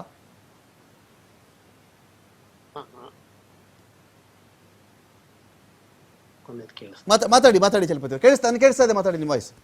ನೋಡಿ, ನಾನು ಅದನ್ನೇ ಸೂಕ್ಷ್ಮವಾಗಿ ನಾನು ಹೇಳ್ತಾ ಇರೋದು, ಪೊಲೀಸಿನವರು ಎಲ್ಲೇ ದಫನ್ ಮಾಡಿದ್ರು ನಾವು ಒಂದು ಸ್ಪಾಟ್ ಐಡೆಂಟಿಫಿಕೇಶನ್ ಮಹಜರ್ ಮಾಡೇ ಮಾಡ್ತೀವಿ. ಓಕೆ. ಸ್ಪಾಟ್ ಐಡೆಂಟಿಫಿಕೇಶನ್ ದಫನ್ ಆದ್ಮೇಲೆನು ಅಲ್ಲಿ ಒಂದು ಮಹಜರ್ ಬರಿತೀವಿ. ಯಾರು ಆ ಕಾರ್ಯಕ್ರಮ ಮಾಡ್ತಾರೆ, ಯಾರು ದಫನ್ ಮಾಡ್ತಾರೆ, ಅವರ ಸಮ್ಮುಖದಲ್ಲಿ, ಸಾಕ್ಷಿದಾರರ ಸಮ್ಮುಖದಲ್ಲಿ ಒಂದು ದಫನ್ ಮಾಡಿ ಅದಕ್ಕೆ ಒಂದು ಮಹಜರ್ ಮಾಡಿ, ಆ ಮಹಜರ್ ಪೊಲೀಸ್ ಆಫೀಸ್ ಸ್ಟೇಷನ್ ನಲ್ಲಿ ಆ ಫೈಲ್ ನಲ್ಲಿ ಇದ್ದೇ ಇರುತ್ತೆ. ಅದ್ರ ಯಾವುದೇ ಇವಾಗ ನಾನು 20 ವರ್ಷದಿಂದ ಮಾಡಿರೋದನ್ನು ಕನ್ಸರ್ನ್ ಪೊಲೀಸ್ ಸ್ಟೇಷನ್ ಆ ದಾಖಲೆ ಸಿಗುತ್ತೆ ನಮ್ಗೆ. ದಫನ್ ಮಾಡಿದ ಮೇಲೆ ಆ ಒಂದು ಸ್ಪಾಟ್ ನಲ್ಲಿ ನಾವು ಇಂಥ ಕಡೆ ಇಂಥ ಒಂದು ಹೆಣನ, ಅಂದ್ರೆ ಅವ್ರು ಇಂಥ ಗೊತ್ತಿರೋ ಹೆಣ ಆದ್ರೆ ಗೊತ್ತಿರೋ ಅಂತ, ಭಿಕ್ಷುಕರಾಗಿದ್ರೆ ಭಿಕ್ಷುಕರದು ಅಂತ ಹೇಳ್ತೀವಿ, ಅನಾಥ ಶವ ಆದ್ರೆ ಅನಾಥ ಶವ ಅಂತ ಹೇಳಿ ಅಲ್ಲಿ ದಫನ್ ಮಾಡಿ ಅದ್ರ ಮೇಲೆ ಆಮೇಲೆ ಆ ಎಲ್ಲಾ ಸಾಮಾನ್ಯವಾಗಿ ಆ ಒಂದು ಹೆಣದ ಪೋಸ್ಟ್ ಮಾರ್ಟಮ್ ಮಾಡಿಸಿರ್ತೀವಿ. ಎಲ್ಲೋ ಕೆಲವುಗಳಲ್ಲಿ ಸ್ಟೇಷನ್ ಹೌಸ್ ಆಫೀಸರ್ ಆ ಒಂದು ಡಿಸಿಷನ್ ಇದು ಅನಾಥ ಶವ ಅಂತ ಹೇಳಿ ನಮಗೆ ಪ್ರಾವಿಷನ್ ಇದೆ ದಫನ್ ಮಾಡ್ಲಿಕ್ಕೆ. ಬಟ್ ದಫನ್ ಮಾಡಿದ್ರು ಅದಕ್ಕೊಂದು ನಂಬರ್ ಕೊಡ್ತೀವಿ. ಆ ನಂಬರ್ ಸ್ಟೇಷನ್ ಅಲ್ಲಿ ಇರುತ್ತೆ, ಒಂದು ಫೈಲ್ ಇರುತ್ತೆ, ಅದಕ್ಕಂತಾನೆ ಒಂದು ಸೆಪರೇಟ್ ಫೈಲ್ ಇರುತ್ತೆ. ಪ್ರತಿಯೊಂದು ಹೆಣಕ್ಕೂ ಒಂದೊಂದು ಸೆಪರೇಟ್ ಫೈಲ್ಸ್ ಇರುತ್ತೆ. ಇವತ್ತು ಅದು ಸಿಗುತ್ತೆ ಅಲ್ಲಿ. There will be an entry in the SHD ಒಳಗೆ ನಾವು ಅದನ್ನ ಎಂಟ್ರಿ ಮಾಡ್ತೀವಿ, ನಮ್ಮ ಡೈರಿ ಒಳಗೆ ಬರಿತೀವಿ. ಅದಲ್ಲದೆ ಇದರ ಮಾಹಿತಿನ SP ಗೆ ಹೋಗುತ್ತೆ, DSP ಗೆ ಹೋಗುತ್ತೆ, ಸರ್ಕಲ್ ಇನ್ಸ್ಪೆಕ್ಟರ್ ಹೋಗುತ್ತೆ. It is mandatory. ಎಲ್ಲಾ ಕಡೆನೂ ನಾವು ಇದನ್ನ ಕಳ್ಸಿರ್ತೀವಿ. ಜಾಗ ರೆವಿನ್ಯೂ ಲ್ಯಾಂಡ, ಅಧಿಕೃತ ಸ್ಮಶಾನವ, ಅರಣ್ಯವ, ಮೋರಿ ಪಕ್ಕನ, ನದಿ ಪಕ್ಕನ? ನೋಡಿ, ಪೊಲೀಸರು ಯಾವುದೇ, ತುಂಬಾ ಸ್ಪಷ್ಟವಾಗಿ ಹೇಳ್ತೀನಿ, ಪೊಲೀಸರು ಏನೇ ದಫನ್ ಮಾಡಿದ್ರು ಮಾತಾಡಿ ಕೇಳಿಸ್ತಾ ಇದೆ, ಮಾತಾಡಿ. ನಾವು ಸ್ಮಶಾನದಲ್ಲೇ ಮಾಡೋದು. ಆಮೇಲೆ ಯಾವ ಕಾರಣಕ್ಕೂ ನಾವು ಸುಡೋದಿಲ್ಲ. ನಿಮಗಿದು ಗೊತ್ತಿರ್ಲಿ, ತುಂಬಾ ಸ್ಪಷ್ಟವಾಗಿ ಹೇಳ್ತೀನಿ, ಯಾವುದೇ ಕಾರಣಕ್ಕೂ ನಾವು ಸುಡೋದಿಲ್ಲ. ಯಾವುದೇ ಹೆಣ ಇರ್ಲಿ, ಈವನ್ ಅದು ಹಿಂದೂ ಆಗಿರ್ಬೋದು, ಮುಸ್ಲಿಂ ಆಗಿರ್ಬೋದು, ಅಥವಾ ಕ್ರಿಶ್ಚಿಯನ್ ಆಗಿರ್ಬೋದು, ಯಾವುದೇ ಧರ್ಮಕ್ಕೆ ಸೇರಿದ್ರು ನಾವು ಸುಡೋದಿಲ್ಲ. ಯಾಕಂದ್ರೆ ನಾಳೆ ಏನೇ ಕಾಂಪ್ಲಿಕೇಶನ್ ಆಗಿ ನಾಳೆ ಡೆಡ್ ಬಾಡಿ ಎಕ್ಸ್ಯೂಮ್ ಮಾಡುವಂತ ಪರಿಸ್ಥಿತಿ ಬಂದಾಗ we should be very clear. ಪೊಲೀಸರದು ಯಾವುದೇ ಪೊಲೀಸರ ಮೇಲೆ ಯಾವುದೇ ಅನುಮಾನ ಬರದೇ ಇರ್ಲಿ ಅಂತ ಹೇಳಿ ಇಟ್ ಈಸ್ ಮ್ಯಾಂಡೇಟರಿ. ನಾವು ಶವವನ್ನ ಊತೆ ಉಣ್ತೀವಿ. ಅದರಲ್ಲಿ ಶವವನ್ನ ಕೇವಲ ಸ್ಪಷ್ಟವಾಗಿ ಹೇಳ್ತೀನಿ, ಅದು ಮಶಾಣದಲ್ಲಿ ಮಾತ್ರನೇ ನಾವು ದಫನ್ ಮಾಡೋದು. ಈಗ ಚಲಪತಿ ಸರ್, ಈಗ ಪೊಲೀಸರ ಬಗ್ಗೆ ಬಂದಿರತಕ್ಕಂಥ ಆರೋಪ ಏನು ಅಂತ ಹೇಳಿದ್ರೆ, ಅನಾಥ ಶವಗಳನ್ನ ಈ ನೇತ್ರಾವತಿ ಭಾಗದ ಅರಣ್ಯದಲ್ಲಿ ಹೂತವರು ಅವರೇ, ಅದನ್ನೇ ತಿರ್ಗಾ ತೆಗಿತಿರ್ತಕ್ಕಂಥ ನಾಟಕ ಆಡ್ತಿರೋರು ಅವರೇ, ದೂರದಾರರು ಬಂದು ಹೇಳಿಬಿಟ್ಟ, ಅವನು ಸ್ಪಾಟ್ ತೋರಿಸ್ಬಿಟ್ಟ, ಮಾರ್ಕ್ ಮಾಡಿಬಿಟ್ರಿ ಇವರು, ಹೂಳೋರು ಇವರೇ, ತೆಗಿಯೋರು ಇವರೇ, ಏನ್ ನಾಟಕ ಆಡ್ತಾ ಇದ್ದಾರೆ ಇವರು ಅಂತ ಒಂದು ಆರೋಪ ಇದೆಯಲ್ಲ, ಇದು ಸಾಧ್ಯನಾ? ನಿಮ್ಮ ಪೊಲೀಸ್ ರೆಕಾರ್ಡ್ಸ್ ಅಲ್ಲಿ ಇರಲ್ವಾ? ಎಲ್ಲೆಲ್ಲಿ ನೀವು ಹೂತಿದ್ದೀರಾ, ಯಾವ ಪ್ರದೇಶನ ಆಯ್ಕೆ ಮಾಡ್ತಾ ಇದ್ರಿ ಅಂತ ಹೇಳಿ ಇರಲ್ವಾ? ಇದು ಇಲ್ಲ ಡ್ರಾಮಾ ಮಾಡ್ತಾ ಇದೆಯಾ ಪೊಲೀಸ್ ಇಲಾಖೆ ಅಂತ? ನಾನು ಅದು ತುಂಬಾ ಸ್ಪಷ್ಟವಾಗಿ ಹೇಳ್ತಾ ಇದ್ದೀನಿ, ತುಂಬಾ ಸ್ಪಷ್ಟವಾಗಿ ಅಂಡರ್ಲೈನ್ ಮಾಡಿ ಹೇಳ್ತೀನಿ. ನಾವು ದಫನ್ ಮಾಡುವಂತ ಜಾಗ ಆಗಿದ್ರೆ ಖಡಾಖಂಡಿತವಾಗಿ ನಾವು ಆ ಒಂದು ಸ್ಪಾಟ್ ಐಡೆಂಟಿಫಿಕೇಶನ್ ಮಹಜರ್ ಮಾಡೇ ಮಾಡಿರ್ತೀವಿ. ದಫನ್ ಎಲ್ಲ ಮಾಡಿದ್ಮೇಲೂ ಅದ್ರದ್ದು ಒಂದು ಲೈಟ್ ಕಂಬ ಇರುತ್ತೆ, ಲೈಟ್ ಕಂಬದಿಂದ ಪೂರ್ವಕ್ಕೆ ಎಷ್ಟು ಇದೆ, ಯಾವ್ದೋ ಒಂದು ಮರ ಇರುತ್ತೆ, ಆಲದ ಮರ ಇರುತ್ತೆ, ಆಲದ ಮರದಿಂದ ಎಷ್ಟಡಿ ದೂರದಲ್ಲಿದೆ, ಈವನ್ ಫೋಟೋಸ್ ಸಮೇತ ಇರುತ್ತೆ. ಫೋಟೋ ಪ್ರಿಂಟ್ ಹಾಕಿ, ಈಗ 30 ವರ್ಷ 40 ವರ್ಷದಿಂದೇನು ನಾವು ಫೋಟೋಗಳು ತೆಗೆದು ಅದನ್ನ ಆ ಜೊತೆಗೆ ಅಳವಡಿಸ್ತೀವಿ ನಾವು. ಎಷ್ಟು ದೂರ ಇದೆ, ಮರದಿಂದ ಎಷ್ಟಿದೆ, ರೋಡ್ ಅಂಚಿನಿಂದ, ಇಂಥ ರೋಡ್ ಅಂಚಿನಿಂದ ಎಷ್ಟಡಿ ದೂರದಲ್ಲಿ ಇದನ್ನ ಉಣಿದ್ದೀವಿ, ಅಥವಾ ಇಂಥ ಎಷ್ಟಡಿ ದೂರದಲ್ಲಿ ನಾವು ಉಣಿದ್ದೀವಿ ಅಂತ ಹೇಳಿ ಮಹಜರ್ ಫೋಟೋ ತೆಗೆದು ಅದನ್ನ ಆ ಕನ್ಸರ್ನ್ಡ್ ಫೈಲ್ಗೆ ಅಳವಡಿಸ್ತೀವಿ. ಆ ಕಾಲಕ್ಕೇನೆ ಒಂದು ತೆಗಿಬೇಕಾದ್ರೆ 4 ರೂಪಾಯಿ 5 ರೂಪಾಯಿ ತಗೊಳ್ಳೋರು, ಮಿನಿಮಮ್ 4 ಅಥವಾ 5 ಫೋಟೋಸ್ ತೆಗೆದು ಆ ಫೈಲ್ ನಲ್ಲಿ ನಾವು ಎನ್ಕ್ಲೋಸ್ ಮಾಡಿರ್ತೀವಿ. ಈವನ್ ಡೆಡ್ ಬಾಡಿ ಫೋಟೋ ಸಮೇತ ನಾವು ಫೋಟೋ ತೆಗೆದಿರ್ತೀವಿ. ಫೋಟೋ ನಾವು ಯಾವುದೇ ಶವನ ಉಣೋದಿಲ್ಲ. ನಿಮ್ಗೆ ಇದು ಸ್ಪಷ್ಟವಾಗಿ ಹೇಳ್ತೀನಿ. ಫೈನ್ ಸರ್, ನಾನು ಚರ್ಚೆ ಮತ್ತೆ ಮುಂದುವರಿಸ್ತೀನಿ ಸರ್.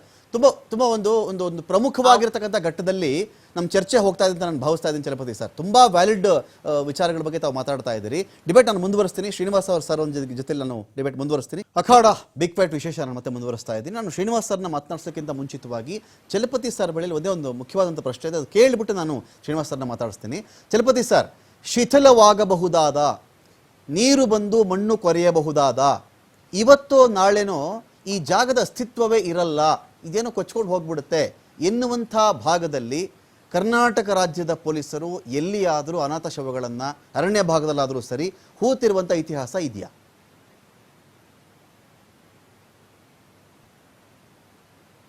ಚಲಪತಿ ಸರ್, ನಿಮಗೆ ಈ ಪ್ರಶ್ನೆ. ನೋಡಿ, ನೀವು ಇದನ್ನ ನಾವು ಊಹೆ ಮಾಡಿ ಈ ಪ್ರಶ್ನೆಗೆ ಉತ್ತರ ಮಾಡೋದು ಸರಿಯಲ್ಲ ಅಂತ ನನಗೆ ಅನ್ಸುತ್ತೆ. ಊಹೆ ನಾನು ಮಾತಾಡೋದು ಸರಿ ಇಲ್ಲ. ದಾಖಲೆಗಳು ಅಥವಾ ವಸ್ತುವಿನ ವಾಸ್ತವಾಂಶ ನೋಡಿ ನಾನು ಮಾತಾಡ್ಲಿಕ್ಕೆ ಇಷ್ಟಪಡ್ತೀನಿ. ನೋಡಿ, ಯಾವುದೇ ಒಂದು ಪೊಲೀಸರು ಉಣ್ಬೇಕಾದ್ರೆ ತಮ್ಮ ತರ್ತಾ ಇದ್ದೀನಿ, ನಾವು ಒಂದು FIR ಹಾಕ್ತಿವಿ, ಒಂದು ರಿಪೋರ್ಟ್ ತಗೊಂತೀವಿ, ಇಲ್ಲ ಪೊಲೀಸ್ ಅವ್ರ ತರನೇ ರಿಪೋರ್ಟ್ ತಗೊಂತೀವಿ ಅಥವಾ ಪಬ್ಲಿಕ್ ಅಂತ ರಿಪೋರ್ಟ್ ತಗೊಳ್ತೀವಿ. ಇನ್ವೇರಿಯಬಲಿ ನಾವು ಫೋಟೋಸ್ ನ ಸ್ನಾಪ್ ಮಾಡಿಸ್ತೀವಿ. ಎಲ್ಲ ದೇಹ ಅಂಗಾಂಗಗಳು ಅದರ ಮೇಲೆ ಒಂದು ಸಣ್ಣ ಗಾಯ ಇದ್ರೂ ಆ ಫೋಟೋದಲ್ಲಿ ಬೇಕು, ಆ ರೀತಿ ಫೋಟೋಗಳನ್ನ ತೆಗಿತೀವಿ. ಫೋಟೋ ಮುಂದೆನ ನಮ್ಮ ತನಿಖಾ ಕ್ರಮ ಏನೇನಾಯ್ತೋ ಅದನ್ನೆಲ್ಲ ಪರಿಪಾಲನೆ ಮಾಡಿ ನೆಸೆಸಿಟಿ ಇದ್ರೆ ಅದನ್ನ ಡಾಕ್ಟರ್ ಕಳಿಸಿ ಅದನ್ನ ಪೋಸ್ಟ್ ಮಾರ್ಟಮ್ ಮಾಡಿಸ್ತೀವಿ. ಪೋಸ್ಟ್ ಮಾರ್ಟಮ್ ಮಾಡಿ ಮತ್ತೆ ವಾಪಸ್ ತಗೊಂಡು ಅನಾಥ ಶವ ಆಗಿದ್ರೆ ಅದಕ್ಕೆ ಯಾರು ದಿಕ್ಕಿಲ್ಲ, ಯಾರು ಹೇಳೋರು ಕೇಳೋರು ಅದನ್ನ ಶವಾನು ತಗೊಂಡೋಗೋದಕ್ಕೆ ಎಷ್ಟೋ, ನನ್ನ ಒಂದು ಸರ್ವಿಸ್ ನಲ್ಲೇ ನಾನು ಸುಮಾರು ಒಂದು 200 ಹೆಣಗಳನ್ನ ನಾನು ದಫನ್ ಮಾಡಿಸಿದ್ದೀನಿ. ಎಷ್ಟು ಹೇಳಿ? 200 ಶವ ನಾನು ದಫನ್ ಮಾಡಿಸಿದ್ದೀನಿ. ಒಂದು ನಾನು ಮಧುಗಿರಿಯಲ್ಲಿ ಸಬ್ ಇನ್ಸ್ಪೆಕ್ಟರ್ ಆಗಿದ್ದೆ. ಆ ಕಾಲದಲ್ಲಿ ಮಳವಳ್ಳಿಯಲ್ಲಿ ಸಬ್ ಇನ್ಸ್ಪೆಕ್ಟರ್ ಆಗಿರ್ಬೇಕಾದ್ರೆ ಕಾವೇರಿ ನದಿ ಬರ್ತದೆ, ಎಲ್ಲೋ ಹೆಣ ಬೀಳ್ತದೆ, ಎಲ್ಲೋ ಯಾರೋ ಸೂಸೈಡ್ ಮಾಡ್ಕೊಳ್ತಾರೆ.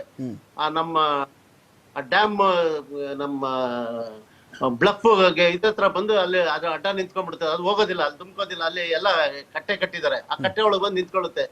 ನಾವು ಹೋಗಿ ಅದು ನಾವು ಪೊಲೀಸ್ ಅವ್ರಿಗೆ ಯಾರೋ ಪಬ್ಲಿಕ್ ಹೇಳ್ತಾರೆ, ಸರ್ ಹಿಂಗೆ ಹೆಣ ಬಂದು ನಿಂತೈತೆ ಅಂತ. ಹೋಗಿ ಅವಾಗ ತಗೊಂಡ್ ಯಾರು ಬರೋದಿಲ್ಲ ಅಂತ ಸಮಯದಲ್ಲಿ ಅಂತ ಹೆಣಗಳು ಈ ಬೆಂಗಳೂರು ಸಿಟಿ ಒಳಗೆ, ನಾನು ವಿಜಯನಗರದಲ್ಲಿ ಇರ್ಬೇಕಾದ್ರೂ ಅನಾಥ ನಾನು ದಫನ್ ಮಾಡಿಸಿದ್ದೀನಿ. ಎಲ್ಲಿ ದಫನ್ ಮಾಡಿಸ್ತಾ ಇದ್ದೀರಿ? ಶಿವನ ಸಮುದ್ರ ಬಳಿ. ಚಲಪತಿ ಅವರೇ, ಶಿವನ ಸಮುದ್ರ ಬಳಿಯಲ್ಲಿ ನದಿಯಲ್ಲಿ ತೇಲಿ ಬಂದಂತ ಹೆಣಗಳನ್ನ ತಾವು ಸಂಸ್ಕಾರ ಮಾಡಿಸಿದ್ದೆಲ್ಲಿ, ದಫನ್ ಮಾಡಿದ್ದೆಲ್ಲಿ? ನದಿ ಪಕ್ಕದಲ್ಲ, ಅರಣ್ಯ ಭೂಮಿಯಲ್ಲ, ಕಂದಾಯ ಭೂಮಿಯಲ್ಲ, ಸ್ಮಶಾನದಲ್ಲ? ಸ್ಮಶಾನದಲ್ಲಿ ಮಾತ್ರನೇ. ಆ ಪಕ್ಕದ ಊರಿನಲ್ಲಿ ಯಾವ್ದು ಸ್ಮಶಾನ ಇರುತ್ತೆ, ಸರ್ಕಾರಿ ಸ್ಮಶಾನ, ಅಲ್ಲೇ ನಾವು ಮಾಡೋದು. ಫೈನ್. ಶ್ರೀನಿವಾಸ್ ಅವರೇ, ಒಂದು ವೇಳೆ ಇಲ್ಲಿ ಯಾರೋ ಅಧಿಕೃತ ಸ್ಮಶಾನ ಸ್ಥಳವಲ್ಲದೆ ಬೇರೆ ಕಡೆ ಏನಾದರೂ ಹೂತಿದ್ರೆ, ಅಂದ್ರೆ ನಮಗೆ ಗೊತ್ತಿರುವ ಕಾನೂನಿನ ನಾಲೆಡ್ಜಲ್ಲಿ ನಾನು ಹೇಳ್ತಾ ಇದ್ದೀನಿ, ಅದು ಅಪರಾಧ ಆಗುತ್ತೆ. ಸ್ಮಶಾನವಲ್ಲದೆ ಬೇರೆ ಬೇರೆ ಕಡೆ ಸಿಕ್ಕ ಕಡೆ ಹೆಣ ಸಿಕ್ಕ ಕಡೆ ಎಲ್ಲ ನಾವು ಹೂತ್ಕೊಂಡು ಬರೋಕೆ ಆಗಲ್ಲ, ಆ ಥರ ಮಾಡಬಾರದು. ಮೋರವರ ಅರಣ್ಯ. ಇದು ಇನ್ನೊಂದು ವಿಚಾರ. 6ನೇ ಗುಂಡಿ ತೋಡುವವರೆಗೂ ಕೂಡ ಯಾರಾದರೂ ಒಬ್ರು ಬಂದಲ್ಲಿ, ಏನ್ರಿ ಇಲ್ಲಿ ಎಷ್ಟು ಪೊಲೀಸರು ಹೆಣ ಹೂತಿದ್ದಾರೆ ನಮ್ಗೆ ಗೊತ್ತಿಲ್ವೇನ್ರಿ, ಇಲ್ಲಿ ಗ್ರಾಮ ಪಂಚಾಯತಿ ಲೆಕ್ಕ ಇಲ್ವಾ, ಇಲ್ಲಿ ಫೋಟೋ ನಮ್ಮ ಹತ್ರ ಇಲ್ಲದೆ ಇರ್ಬೋದು, ಏನು ಆಟ ಆಡ್ತಾ ಇದ್ದೀರಾ ಪೊಲೀಸರಲ್ಲಿ? ಪ್ರಣವ್ ಮೊಹಂತಿ ಅವರು ಏನು ಮಾಡ್ತಾ ಇದ್ದೀರಾ ನೀವು? ಅನುಚೇತ್ ಏನು ಮಾಡ್ತಾ ಇದ್ದೀರಿ ನೀವು? ಪ್ರಶ್ನೆ ಮಾಡಬಹುದಾಗಿತ್ತು.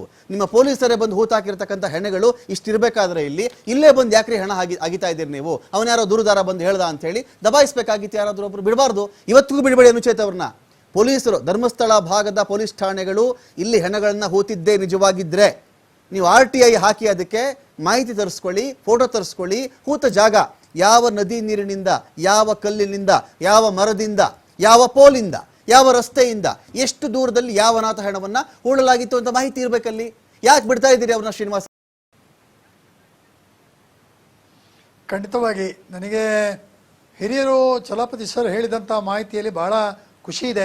ಅವರು ಹೇಳಿದರೆ ಯಾವುದೇ ಅನಾಥ ಶವದ ದಫನಗೆ ಮಹಜರನ್ನು ಮಾಡಿ ಅಲ್ಲಿಯ ಸ್ಥಳೀಯ ಗುರುತುಗಳನ್ನು ಇಟ್ಟುಕೊಂಡು ಮಾಡಿದ್ದಾರೆ ಅಂತ ಹೇಳಿದ್ರೆ ಈ ಪ್ರೊಸೀಜರ್ ಅಲ್ಲಿಯೂ ಕೂಡ ಇದ್ದಿರ್ಲೇಬೇಕಲ್ವ ಸರ್? ಯಾಕಂತ ಹೇಳಿದ್ರೆ ಇದಕ್ಕೆ ಬೇಕಾದಂತ ದಾಖಲಾತಿಗಳು ನಮ್ಮಲ್ಲಿ ಎಷ್ಟಿದೆಯೋ ಪೊಲೀಸ್ ಡಿಪಾರ್ಟ್ಮೆಂಟ್ ಅಲ್ಲಿ ಅಷ್ಟೇ ಪ್ರಖರವಾಗಿ ಇದೆ.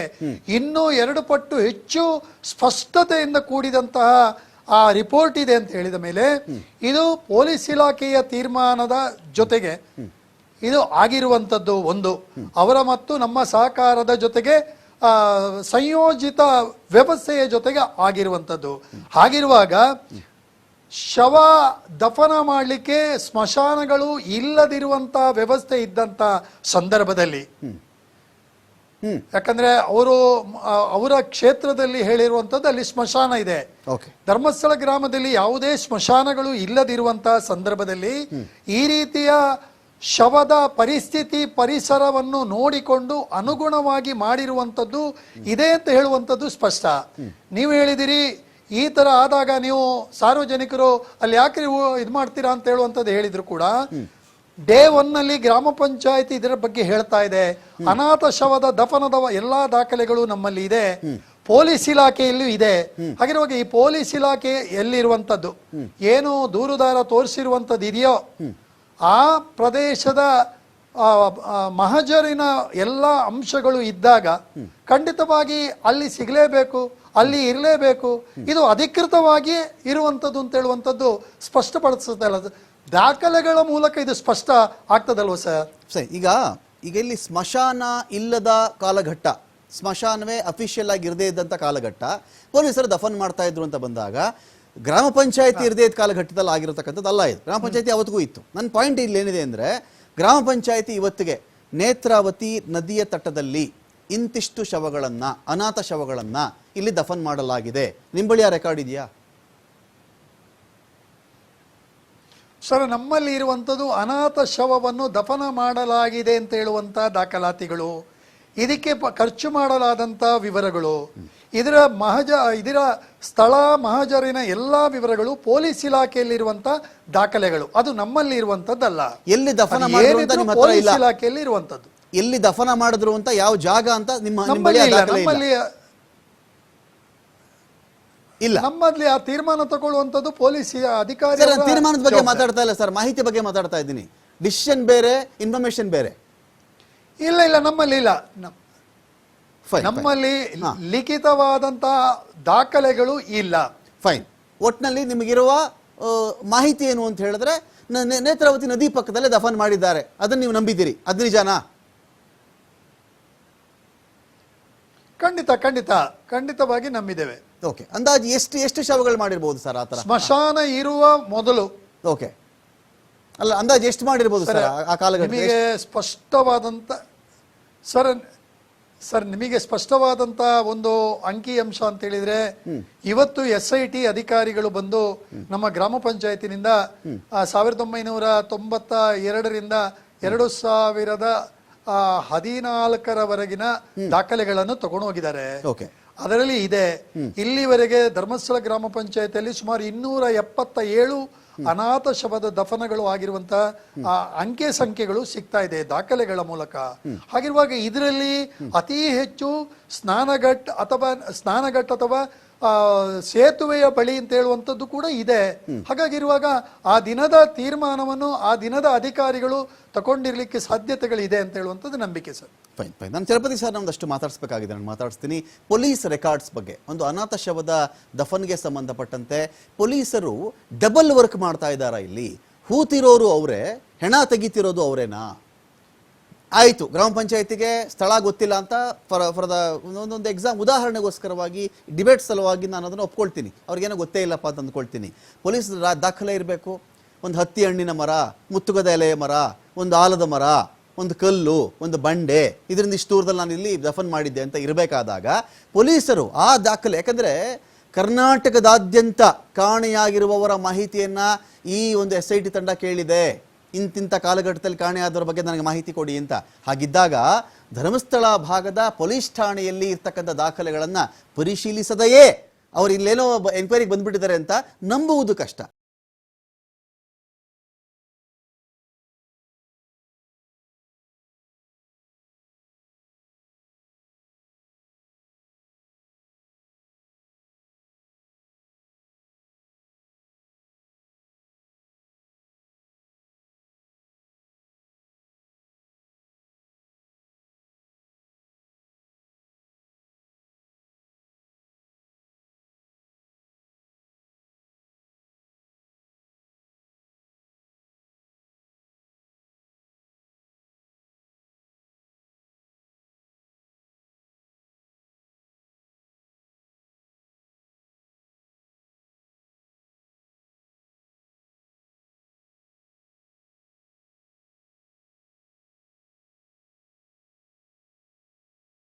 ಅಖಾಡ ಬಿಗ್ ಫೈಟ್ ವಿಶೇಷರನ್ನು ಮತ್ತೆ ಮುಂದುವರಿಸ್ತಾ ಇದ್ದೀನಿ. ಚಲಪತಿ ಸರ್, ಒಂದಷ್ಟು ಪ್ರಶ್ನೆ ಇತ್ತು.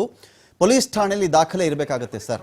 ಪೊಲೀಸ್ ಠಾಣೆಯಲ್ಲಿ ಈ ಥರ ದಾಖಲೆಗಳು ಇದ್ದಾಗ ಇಲ್ಲಿ ನಮಗಿರೋ ಮಾಹಿತಿ 2006 ಆದ ಮೇಲೆ ಆಫ್ಟರ್ 2006 ಇಲ್ಲಿ ಒಂದು ಸ್ಮಶಾನ ಅಂತ ಆಯಿತು ಅಂತ, ಸ್ಮಶಾನ ಸಿಕ್ತು ಇಲ್ಲಿ ಅಂತ ಹೇಳಿ.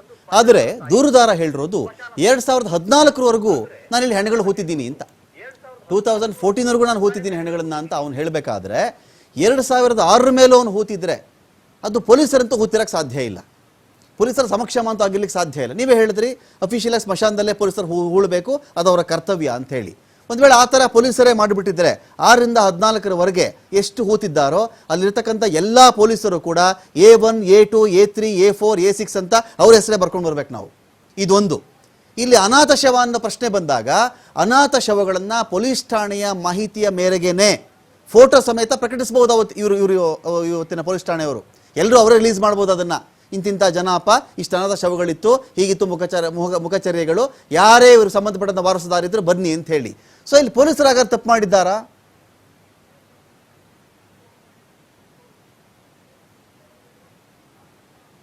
ಚಲಪತಿ ಸರ್, ತುಂಬಾ ಒಳ್ಳೆ ಪ್ರಶ್ನೆ ಕೇಳಿದ್ರಿ ನನಗೆ. ನೀವ್ ಹೇಳಿದ್ರಿ ನಮ್ಮಲ್ಲಿ ಒಂದು UDR ರಿಜಿಸ್ಟರ್ ಅಂತ ಇರುತ್ತೆ, ಅನ್ಯಾಚುರಲ್ ಡೆತ್ ರಿಪೋರ್ಟ್ ಅಂತ ಹೇಳಿ ನಾವು ಅದನ್ನ ಕರಿತೀವಿ. ಅದರಲ್ಲಿ ಅದಕ್ಕೆ ಒಂದು ಸೆಪರೇಟ್ ರಿಜಿಸ್ಟರ್ ಇರುತ್ತೆ. ಅದರಲ್ಲಿ ಪ್ರತಿಯೊಂದು ಕೇಸುಗಳನ್ನು ಯಾವುದೇ ಒಂದು ಹೆಣ ಸಿಕ್ಕಿದಾಗ ಅಥವಾ ಹೆಣ ನಾವು ಗಮನಕ್ಕೆ ಬಂದಾಗ ಒಂದು ಕಂಪ್ಲೇಂಟ್ ತಗೊಂಡು FIR ಹಾಕ್ತಿವಿ. ಅದಕ್ಕೆ FIR ಹಾಕಿ ಒಂದು UDR ರಿಜಿಸ್ಟರ್ಗೆ ಅದನ್ನ ಎಂಟ್ರಿ ಮಾಡ್ತೀವಿ. ಅದನ್ನ ಮ್ಯಾಜಿಸ್ಟ್ರೇಟ್ರಿಗೂ ಕಳಿಸಿರ್ತೀವಿ.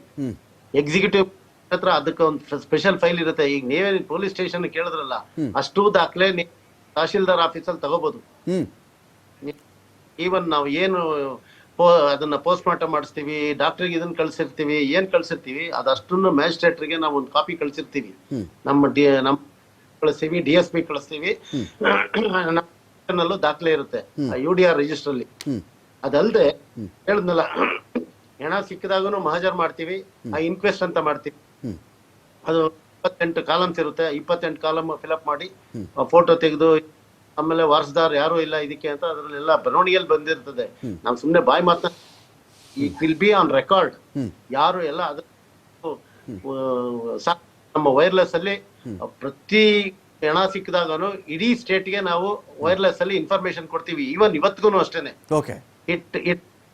V circulate all the information. ಯಾವುದೇ ಒಂದು ಸ್ಟೇಷನ್ ಅಲ್ಲಿ ಮನುಷ್ಯ ಇಂಥ ಆಕಾರ, ಇಂಥ ವೃತ್ತಿ, ಇಷ್ಟು ಹೈಟ್ ಇರುವಂತ ಮನುಷ್ಯ ವೃತ್ತಿ ಅವನು ನಮಗೆ ತಿಳಿಸಿ, ಇಲ್ಲಿ ನಾವು ಇಂಥ ಕ್ರಮ ತಗೊಂಡಿದ್ದೀವಿ, ಅವ್ನು UDR ಮಾಡಿ ದಫನ್ ಮಾಡಿಸಿದ್ದೀವಿ ಅಂತ ನಾವು ಪ್ರತಿ ಕೇಸಲ್ಲೂ ಅದು ಥ್ರೂಔಟ್ ಸರ್ಕ್ಯುಲೇಟ್ ಆಗುತ್ತೆ. ನಮಗೆ ಚಲಪತಿ ಸರ್, ಈಗ ಇನ್ನೊಂದು ಪಾಯಿಂಟ್ ಇದೆ ಸರ್. ಈಗ ದೂರುದಾರ ಬಂದು ಹೇಳ್ದ ಏನಂತ, ನಾನು ಈ ಥರದ್ದು ಒಂದಷ್ಟು ಹೆಣಗಳನ್ನ ಹೂತುಬಿಟ್ಟಿದ್ದೀನಿ, ಕೆಲವರನ್ನ ಕೊಲೆ ಆದಂತೆ ನನಗೆ ಭಾಸವಾಗ್ತಾ ಇತ್ತು, ಅತ್ಯಾಚಾರಕ್ಕೊಳಗಾದಂತೆ ಭಾಸವಾಗ್ತಾ ಇತ್ತು, ಯಾರೋ ಕುತ್ತಿಗೆ ಹಿಸುಕಿದಂತೆ ನನಗೆ ಅನ್ನಿಸ್ತಾ ಇತ್ತು ಅಂತ ಒಂದಷ್ಟು ಬರೆದ.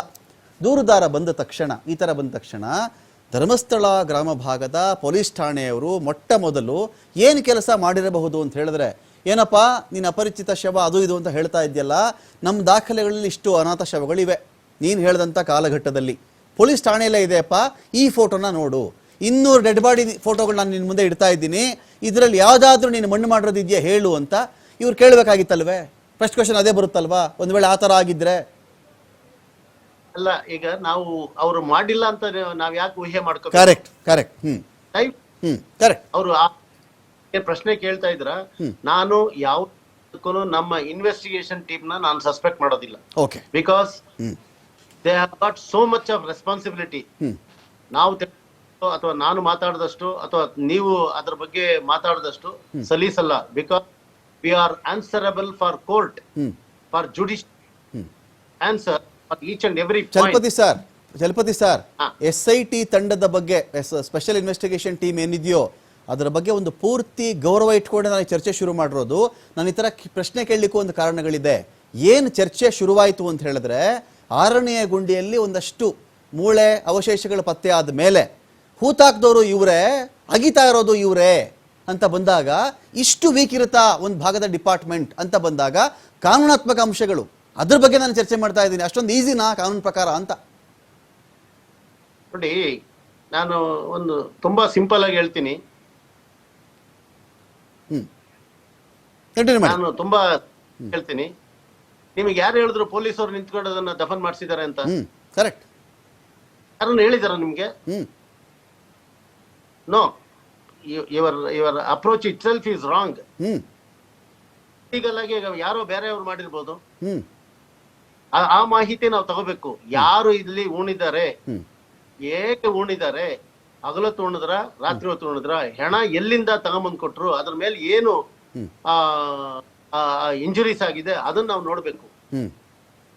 ಆಮೇಲೆ ನಾನೇ ಅಲ್ಲಿ ಇನ್ವೆಸ್ಟಿಗೇಷನ್ ಟೀಮ್ ನಲ್ಲಿದ್ರೆ ಇಷ್ಟೆಲ್ಲ ಇನ್ವೆಸ್ಟಿಗೇಷನ್ ಮಾಡೋದಕ್ಕಿಂತ first we have thoroughly make N enquiry of that boy who is appearing before the, that is more important.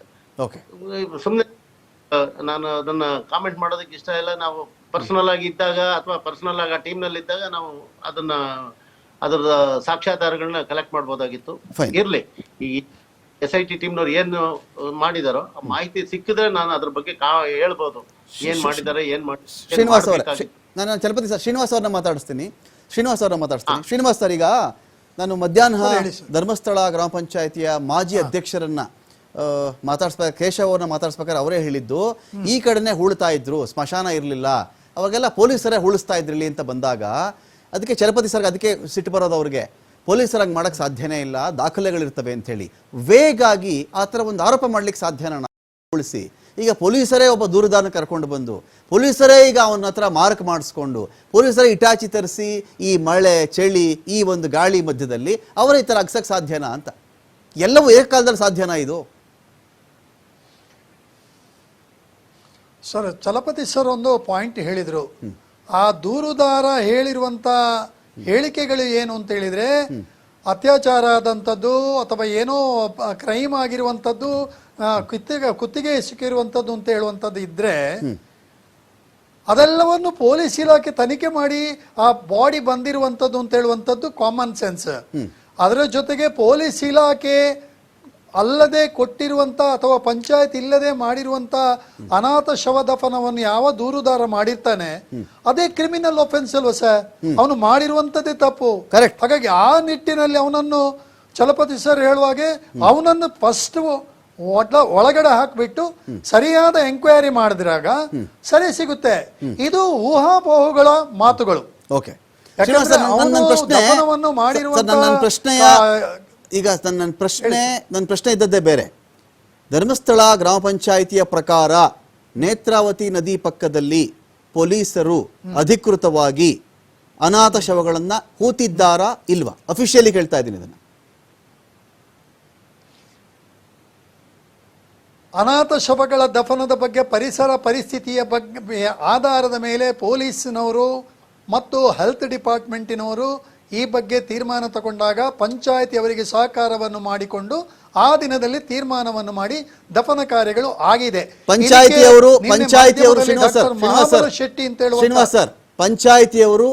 ಪಂಚಾಯತಿ ಆಫೀಸಿಂದ ಆಚೆಗೆ ಒಂದು ಹೆಜ್ಜೆಯನ್ನು ಇಡದೆ ಬರೀ ಪತ್ರಗಳಲ್ಲಿ ಸೈನ್ ಹಾಕ್ಬಿಟ್ಟು ಹೊರಟೋದ್ರ?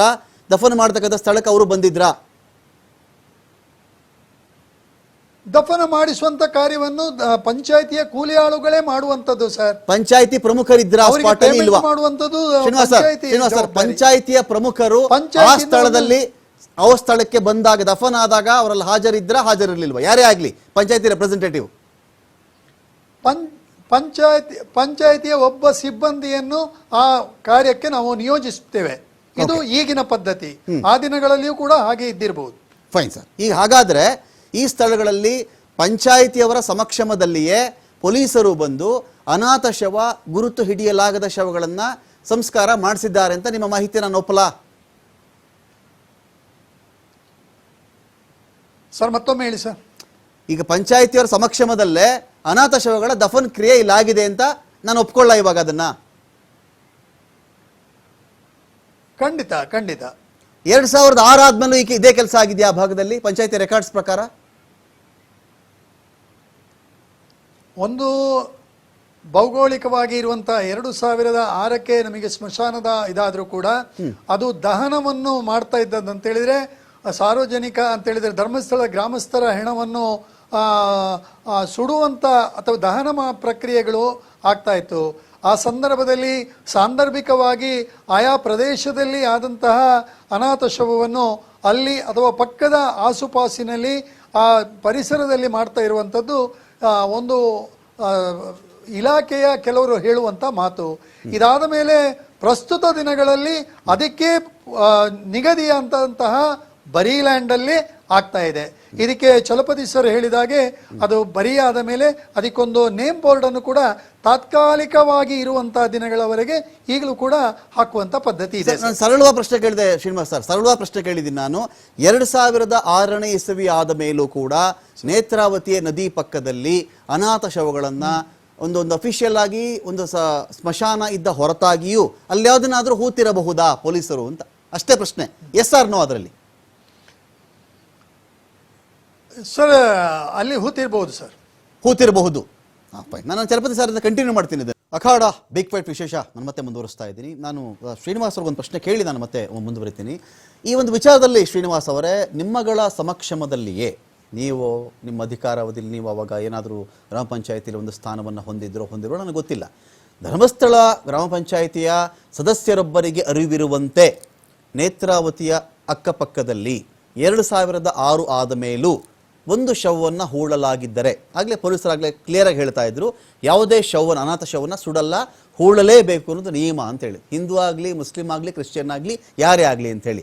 ಆ ಥರ ಇದ್ದಾಗ ನೀವೇ ಪೊಲೀಸರನ್ನ ಯಾಕೆ ಎಕ್ಸ್ಪೋಸ್ ಮಾಡಬಾರ್ದು? ಇವಾಗ 2006 ಆದ ಮೇಲೂ ಕೂಡ ಪೊಲೀಸರೇ ನೇತ್ರಾವತಿ ನದಿ ದಂಡೆಯಲ್ಲಿ ತಂದು ಅನಾಥ ಶವಗಳನ್ನು ನೀವು ಯಾಕೆ ಹೂತ್ರಿ? ಅದು ಅಲ್ಲದೆ ಅದು ಅರಣ್ಯ ಪ್ರದೇಶ, ಪವಿತ್ರ ಜಾಗ, ಅದು ಸ್ನಾನಘಟ್ಟ. ಅದು ಒಂದು ನದಿಲಿ ಒಂದು ಸ್ನಾನ ಮಾಡ್ತಾ ಇದ್ದಾರೆ, ಪಕ್ಕದಲ್ಲೇ ಯಾರೋ ಹೆಣಗಳನ್ನು ಹೂಳ್ತಾ ಇದ್ದಾರೆ ಅಂದರೆ ಅದು ಕ್ಷೇತ್ರಕ್ಕೂ ಕೂಡ, ಕ್ಷೇತ್ರದ ಪವಿತ್ರತೆಗೆ ಒಂಥರ ಜನಗಳಿಗೆ ಇರಿಸುಮುರುಸಾಗುವಂಥ ಒಂದು ವಿಚಾರ. ಆ ಹೆಣದ ದೃಷ್ಟಿಯಿಂದನೂ ಮಾತಾಡ್ತೀನಿ. ಒಬ್ಬ ಮನುಷ್ಯ ಬದುಕಿದ್ದಾಗ ಯಾವ ಗೌರವಕ್ಕೆ ಅವನು ಅರ್ಹನಾಗಿತ್ತಾನೋ, ಸತ್ತ ಮೇಲೂ ಕೂಡ ಒಂದು ಗೌರವದಿಂದ ಅವನ್ನ ಕಳಿಸ್ಕೊಡ್ಬೇಕು ಅಂತೇಳಿ ನಮ್ಮ ಸಂಪ್ರದಾಯ ಮಾತಾಡುತ್ತೆ. ಹಾಗಿದ್ದಾಗ ನೀವು ಎಕ್ಸ್ಪೋಸ್ ಮಾಡಿ ಆ ಪೊಲೀಸರನ್ನ, ನಿಮ್ಮನ್ನು ಯಾರಪ್ಪ ಇಲ್ಲಿ ಹೂಳ ಕೇಳಿದ್ದು ಅಂತ, ಅಥವಾ ಅವತ್ತಿಗೆ ಯಾವ ಗ್ರಾಮ ಪಂಚಾಯಿತಿಯ ಮೆಂಬರ್ ಆ ಕೆಲಸಕ್ಕೆ ಸಾಕ್ಷಿಯಾಗಿದ್ನೋ ಕರ್ಕೊಬಂದು ನಿಲ್ಲಿಸಿ ಅವ್ರನ್ನ.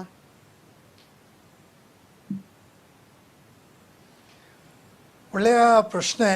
ಆದರೆ ನದಿ ತೀರ ಅಂತ ಹೇಳುವಂಥದ್ದು, ನದಿಯ ಪಕ್ಕದಲ್ಲಿ ಮರಳುಗಳ ರಾಶಿಯ ನಂತರದ ಒಂದಷ್ಟು ಕಾಡು ಮರಗಳು, ಪೊದೆಗಳು ಅಥವಾ ಒಂದು ಎತ್ತರದ ಸ್ಥಳಗಳಿರುವಂಥ ಪ್ರದೇಶದಲ್ಲಿ ಈ ಪ್ರಕ್ರಿಯೆಯನ್ನು ಮಾಡಿರ್ಬೋದು ಅಂತ ಹೇಳುವಂಥದ್ದು. ಹಾಗಿರುವಾಗ ನೀವು ಹೇಳಿದ ರೀತಿ ಪವಿತ್ರ ಅಥವಾ ಏನು ಭಾವನೆಗಳ ಜೊತೆಗೆ ಭಾವನೆಗಳು ಗೌರವ ಕೊಡುವ ನಿಟ್ಟಿನಲ್ಲಿ ಇದು ತಪ್ಪಾಗಿರ್ಬೋದು ಅಂತ ಹೇಳುವಂಥದ್ದು. ಆದರೆ ನಾನು ಹೇಳುವಂಥದ್ದು, ಇದರ ಸಂಪೂರ್ಣ ಸ್ವಾತಂತ್ರ್ಯ ಇರುವಂಥದ್ದು ಪೊಲೀಸ್ ಅಧಿಕಾರಿಯವರಿಗೆ. ಅವರು ಎಲ್ಲಿ ಹೇಳ್ತಾರೆ ಅದಕ್ಕೆ ಸಹಕಾರವನ್ನು ಕೊಡುವಂಥದ್ದು ಮಾತ್ರ ಗ್ರಾಮ ಪಂಚಾಯಿತಿಯ ಜವಾಬ್ದಾರಿ.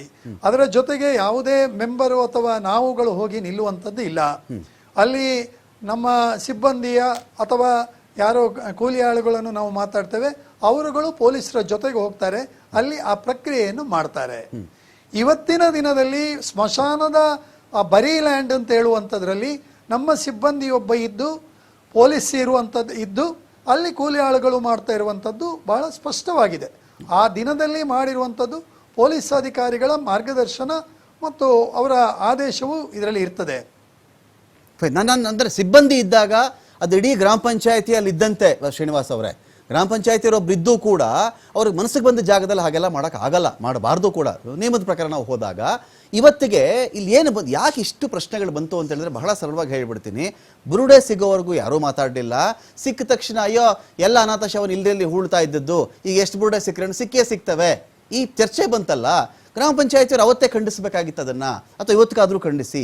ಅಥವಾ 2006 ಆದಮೇಲೆ ಅಲ್ಲ ರೀ, ಒಂದು ಸ್ಮಶಾನ ಅಫಿಷಿಯಲ್ ಆಗಿ ಇದ್ದಾಗಲೇ ಅಲ್ಲಿ ತಂದು ನೀವು ಸಂಸ್ಕಾರವನ್ನು ಮಾಡದೆ ಹೆಣಗಳನ್ನು ತೊಗೊಂಡೋಗಿ ಎಲ್ಲೋ ಪದಗಳಲ್ಲಿ, ಈಗ ನೀವು ಇವತ್ತಿಗೆ ಆ ಸ್ಥಳ ನೋಡಿ, ಒಂದು ಹೆಣನ ತೊಗೊಂಡು ಹೋಗಬೇಕು ಅಂತ ಹೇಳಿದ್ರೆ ಪೊಲೀಸರೇ ಆಗಲಿ ಯಾರಾದರೂ ಆಗಲಿ ಆ ಕಾಡಲ್ಲಿ, ಆ ಪದೆಗಳ ಒಳಗಡೆ, ಆ ದುರ್ಗಮ ಒಂದು ಪ್ರದೇಶಗಳಲ್ಲಿ ಯಾರೋ ತಗೊಂಡು ಹೋಗಿ ಪೊಲೀಸರು ತೊಗೊಂಡೋಗಿ ಎಲ್ಲೋ ಒಂದು ಗುಂಡಿ ತೋಡಿಸಿ ಯಾರೋ ಸಂಸ್ಕಾರ ಮಾಡೋಕ್ಕಾಗಲ್ಲ. ಅದೊಂದು ಅನುಮಾನ ಅಲ್ವಾ? ಆಲ್ರೆಡಿ ಒಂದು ಸ್ಮಶಾನ ಇದ್ದಾಗ 2006ಕ್ಕಿಂತ ಮುಂಚೆ ಬಿಟ್ಬಿಡಿ, ನಿಮ್ಮ ಮಾತನ್ನು ಒಪ್ಪೋಣ ಬೇಕಿದ್ರೆ, ಫಾರ್ ಆರ್ಗ್ಯುಮೆಂಟ್ ಸೇಕ್. 2006 ಆದಮೇಲೆ ಸ್ಮಶಾನದಲ್ಲೇ ಮಾಡೋ ಕೆಲಸ ತಗೊಂಬಂದು ಕಾಡು ಮೇಡಲ್ ಯಾಕಪ್ಪ ಸುತ್ತಾ ಇದ್ದೀರಿ ಅಂತ ಹೇಳಿ ಯಾರಾದ್ರೂ ಕೇಳಬಹುದಾಗಿತ್ತಲ್ವೇ? ಚಿಮಾರಿ ಹಾಕ್ಬೋದಾಗಿತ್ತಲ್ಲ ಪೊಲೀಸರು ನೀವು ಅವತ್ತು? ಸರ್, ನಿನ್ನೆ ಮಾಧ್ಯಮದ ಮೂಲಕ ಒಬ್ರು ಡಾಕ್ಟರ್ ಮಹಾಬಲ ಶೆಟ್ಟಿ ಅಂತ ಹೇಳುವಂತ ಒಬ್ರು ವೈದ್ಯಾಧಿಕಾರಿ ಬಹಳ ಸ್ಪಷ್ಟವಾಗಿ ಹೇಳಿದ್ದಾರೆ ಸರ್.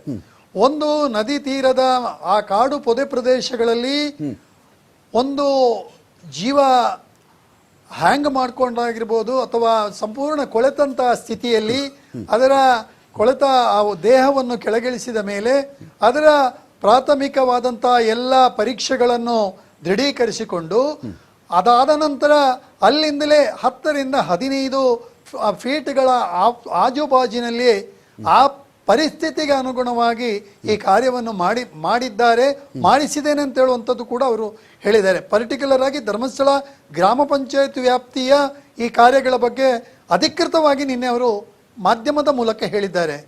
ಆ ದಿನದಲ್ಲಿ ಪೊಲೀಸರವರು ಕೂಡ ಅಲ್ಲಿ ಜೊತೆಯಲ್ಲಿದ್ದು ಸ್ಥಳೀಯವಾಗಿ ಆ ದಿನದ ಪರಿಸ್ಥಿತಿಯ ತೀರ್ಮಾನವನ್ನು ತಗೊಂಡದ್ದು. ಯಾಕಂತ ಹೇಳಿದ್ರೆ ನೀವುಗಳು ಹೇಳುವಷ್ಟು ಸುಲಭ ಅಲ್ಲ. ಆ ಕೊಳೆತ ಹೆಣವಾದ ಆ ವಾಸನೆಗಳು, ಸ್ಮೆಲ್ಗಳು ಇರ್ಬೋದು, ಅದನ್ನು ಮುಟ್ಟುವಂಥದ್ದಿರ್ಬೋದು, ಇದು ಅಸಾಧ್ಯವಾದಂಥದ್ದು. ಪೊಲೀಸ್ ಇಲಾಖೆ ಪಾಪ ಆ ದಿನದಲ್ಲಿ ಅಥವಾ ಕ್ಷಣದಲ್ಲಿ ಆ ಪರಿಸ್ಥಿತಿಯಲ್ಲಿ ಅವರು ಕೂಡ ಈ ತೀರ್ಮಾನವನ್ನು ತಗೊಂಡಿರ್ತಾರೆ. ನಾನು ಪೊಲೀಸ್ ಡಿಪಾರ್ಟ್ಮೆಂಟ್ನ ಬಗ್ಗೆ ಪೂರ್ತಿ ಗೌರವ ಇಟ್ಕೊಂಡೆ ಒಂದಷ್ಟು ಪ್ರಶ್ನೆ ಕೇಳಲಿಕ್ಕಿದೆ. ನಾನು ಕೇಳ್ತೀನಿ ಚಲಪತಿ ಸಾರಿಂದ, ಒಂದು ಉತ್ತರ ನಿರೀಕ್ಷೆ ಮಾಡ್ತಾ ಇದ್ದೀನಿ. ನಾನು ಅಖಾಡ ಬಿಗ್ ಫೈಟ್ ವಿಶೇಷ ಮತ್ತೆ ಮುಂದುವರಿಸ್ತಾ ಇದ್ದೀನಿ. ಚಲಪತಿ ಸರ್, ಶ್ರೀನಿವಾಸ್ ಅವರ ಒಂದು ಮಾತನ್ನು ನಾನು ಮುಂದುವರಿಸ್ಕೊಂಡು ಹೇಳ್ತಾ ಇದ್ದೀನಿ. ಡಾಕ್ಟರ್ ಮಹಾಬಲ ರಾವ್ ಎನ್ನುವವರು ಆಗ ಶವಗಳು ತುಂಬ ಒಂದು ಕೆಟ್ಟ ಸ್ಥಿತಿಲಾಗಿ ಇರ್ತಾ ಇದ್ವು, ಹತ್ತಿರ ಹೋಗೋಕ್ಕೂ ಆಗ್ತಾ ಇರಲಿಲ್ಲ, ಒಂದು ಕಡೆ ಅದು ಸ್ಮೆಲ್ ಕೂಡ ತುಂಬ ಭೀಕರವಾಗಿರ್ತಾ ಇತ್ತು ಎಲ್ಲ ಹೇಳ್ತಾ ಇದ್ರು. ಈ ಪೋಸ್ಟ್ ಮಾರ್ಟಮ್ ಅನ್ನೋದನ್ನು ಎಲ್ಲಿ ಮಾಡಬೇಕು? ಅನಾಥ ಶವಗಳ ವಿಚಾರದಲ್ಲಿ ಪ್ಲೇಸ್ ಯಾವುದು? ಬಾಡಿ ಸಿಕ್ಕ ಜಾಗದಲ್ಲೇ ಮಾಡಬಹುದಾ? ಒಂದು ಹಾಸ್ಪಿಟಲ್ ತಗೊಂಡು ಬರಬೇಕಾ? ಅದು ಯಾವುದೋ ಒಂದು ಜಾಗದಲ್ಲಿ ಒಂದಷ್ಟು ಪರದೆಯನ್ನು ಹಾಕ್ಕೊಂಡು ಒಬ್ಬ ವೈದ್ಯರು ಮಾಡಬಹುದಾ? ಚಲಪತಿ ಸರ್, ನಿಮಗೆ ಪ್ರಶ್ನೆ. ಒಳ್ಳೆ ಪ್ರಶ್ನೆ ಕೇಳಿದ್ರೆ ಒಳ್ಳೆ ಪ್ರಶ್ನೆ ಕೇಳಿದ್ರೆ ಇದರಲ್ಲಿ it is a very executive ಪ್ರಶ್ನೆ. ಸಾಮಾನ್ಯವಾಗಿ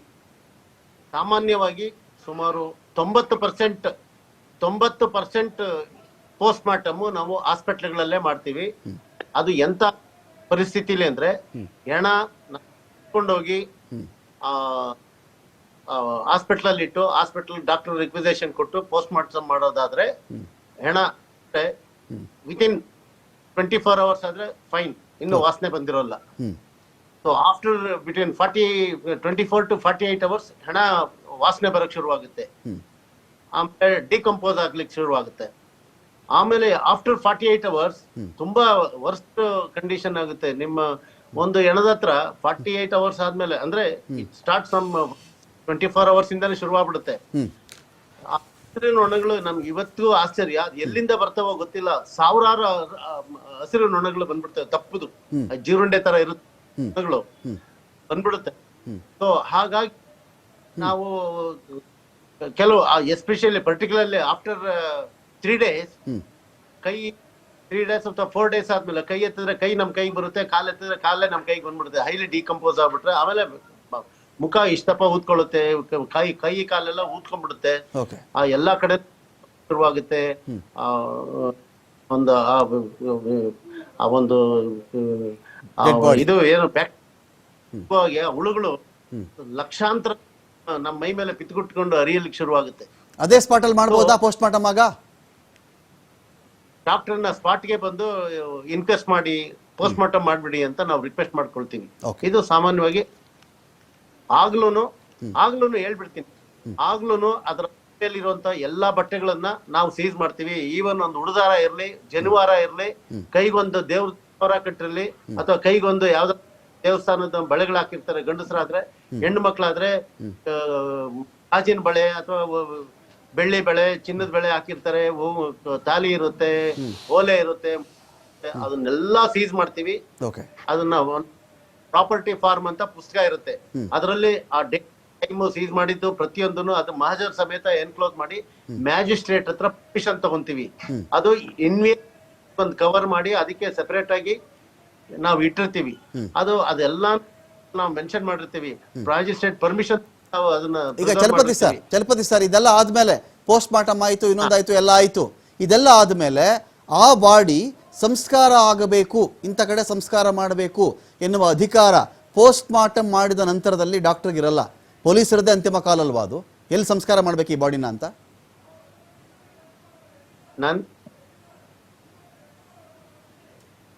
ಚಲಪತಿ ಸರ್, ನಿಮಗೆ ಪ್ರಶ್ನೆ.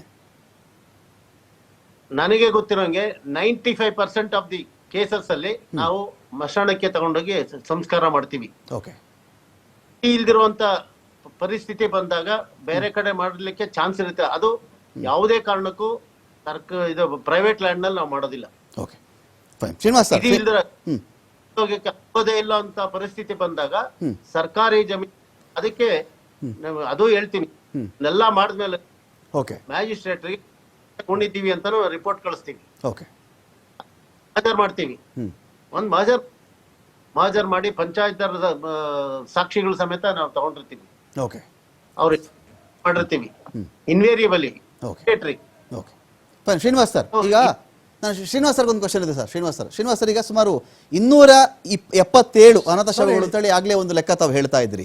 ಈಗ ನಿಮ್ಮ ಅನುಮಾನ ಈ ತನಿಖೆ ವಿಚಾರದಲ್ಲಿ ಅನಾಥ ಶವಗಳನ್ನ ಮಣ್ಣು ಮಾಡಿರಬಹುದಾದಂತಹ ಸ್ಥಳದಲ್ಲಿಯೇ ದೂರುದಾರ ಕೆಲವರ ಮೇಲೆ ಆರೋಪಿಸುವ ಸಲುವಾಗಿ, ಕೆಲವರಿಗೆ ಕಳಂಕ ತರುವ ಸಲುವಾಗಿ ಇಂಥ ಪಿತೂರಿ ಮಾಡಿಕೊಂಡು ಅದೇ ಅನಾಥ ಶವ ಹೂತಿದ್ದ ಜಾಗದಲ್ಲಿ ಹೋಗಿ ಕೆಲವೊಂದು ಭಾಗವನ್ನು ಅಗಸಿ ಅವನೇ ಮುಚ್ಚಿದ್ದಿರಬಹುದು ಅಥವಾ ಅವನ ಕಡೆಯವರು ಮುಚ್ಚಿದ್ದಿರಬಹುದು, ಅದನ್ನು ತೋರಿಸ್ತಾ ಇದ್ದಾನೆ ಅಂತ ನಿಮಗಿರೋ ಅನುಮಾನನಾ?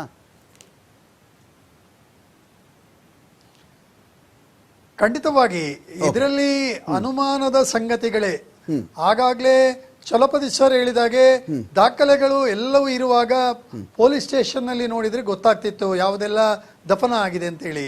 ಆದ್ರೆ ಇದು ಅವನು ಸಹಕಾರವನ್ನು ಕೊಟ್ಟದ್ದೇ ಆಗಿದ್ದಲ್ಲಿ ಅದನ್ನು ಹೊರತುಪಡಿಸಿ ಏನು ಹೇಳ್ತಾನೆ ಅದೆಲ್ಲ ಊಹಾಪೋಹಗಳ ಮೂಲಕ ಒಂದು ವ್ಯವಸ್ಥೆಗೆ, ಒಂದು ಸಂಸ್ಥೆಗೆ ಅಥವಾ ಒಂದು ವ್ಯಕ್ತಿಗೆ ಈ ರೀತಿಯ ಕಳಂಕ ತರುವಂತಹ ಹುನ್ನಾರ ಅಂತ ಹೇಳುವಂಥದ್ದು ಬಹಳ ಸ್ಪಷ್ಟವಾಗಿ ಕಾಣ್ತಾ ಇದೆ ಇದರಲ್ಲಿ. ಇನ್ನೊಂದು ಶ್ರೀನಿವಾಸ್ ಅವರೇ, ಇನ್ನೊಂದು, ನಾಳೆ ದಿನ ಇವನು ಯಾವುದೋ ಒಂದು ಗುಂಡಿ ತೋರಿಸ್ತಾನೆ, ಅಲ್ಲಿ ಯಾವುದೋ ಒಂದು ಹೆಣನೋ ಎಲುಬೋ ಅಸ್ಥಿಪಂಜರವೋ ಏನೋ ಒಂದು ಸಿಗುತ್ತೆ.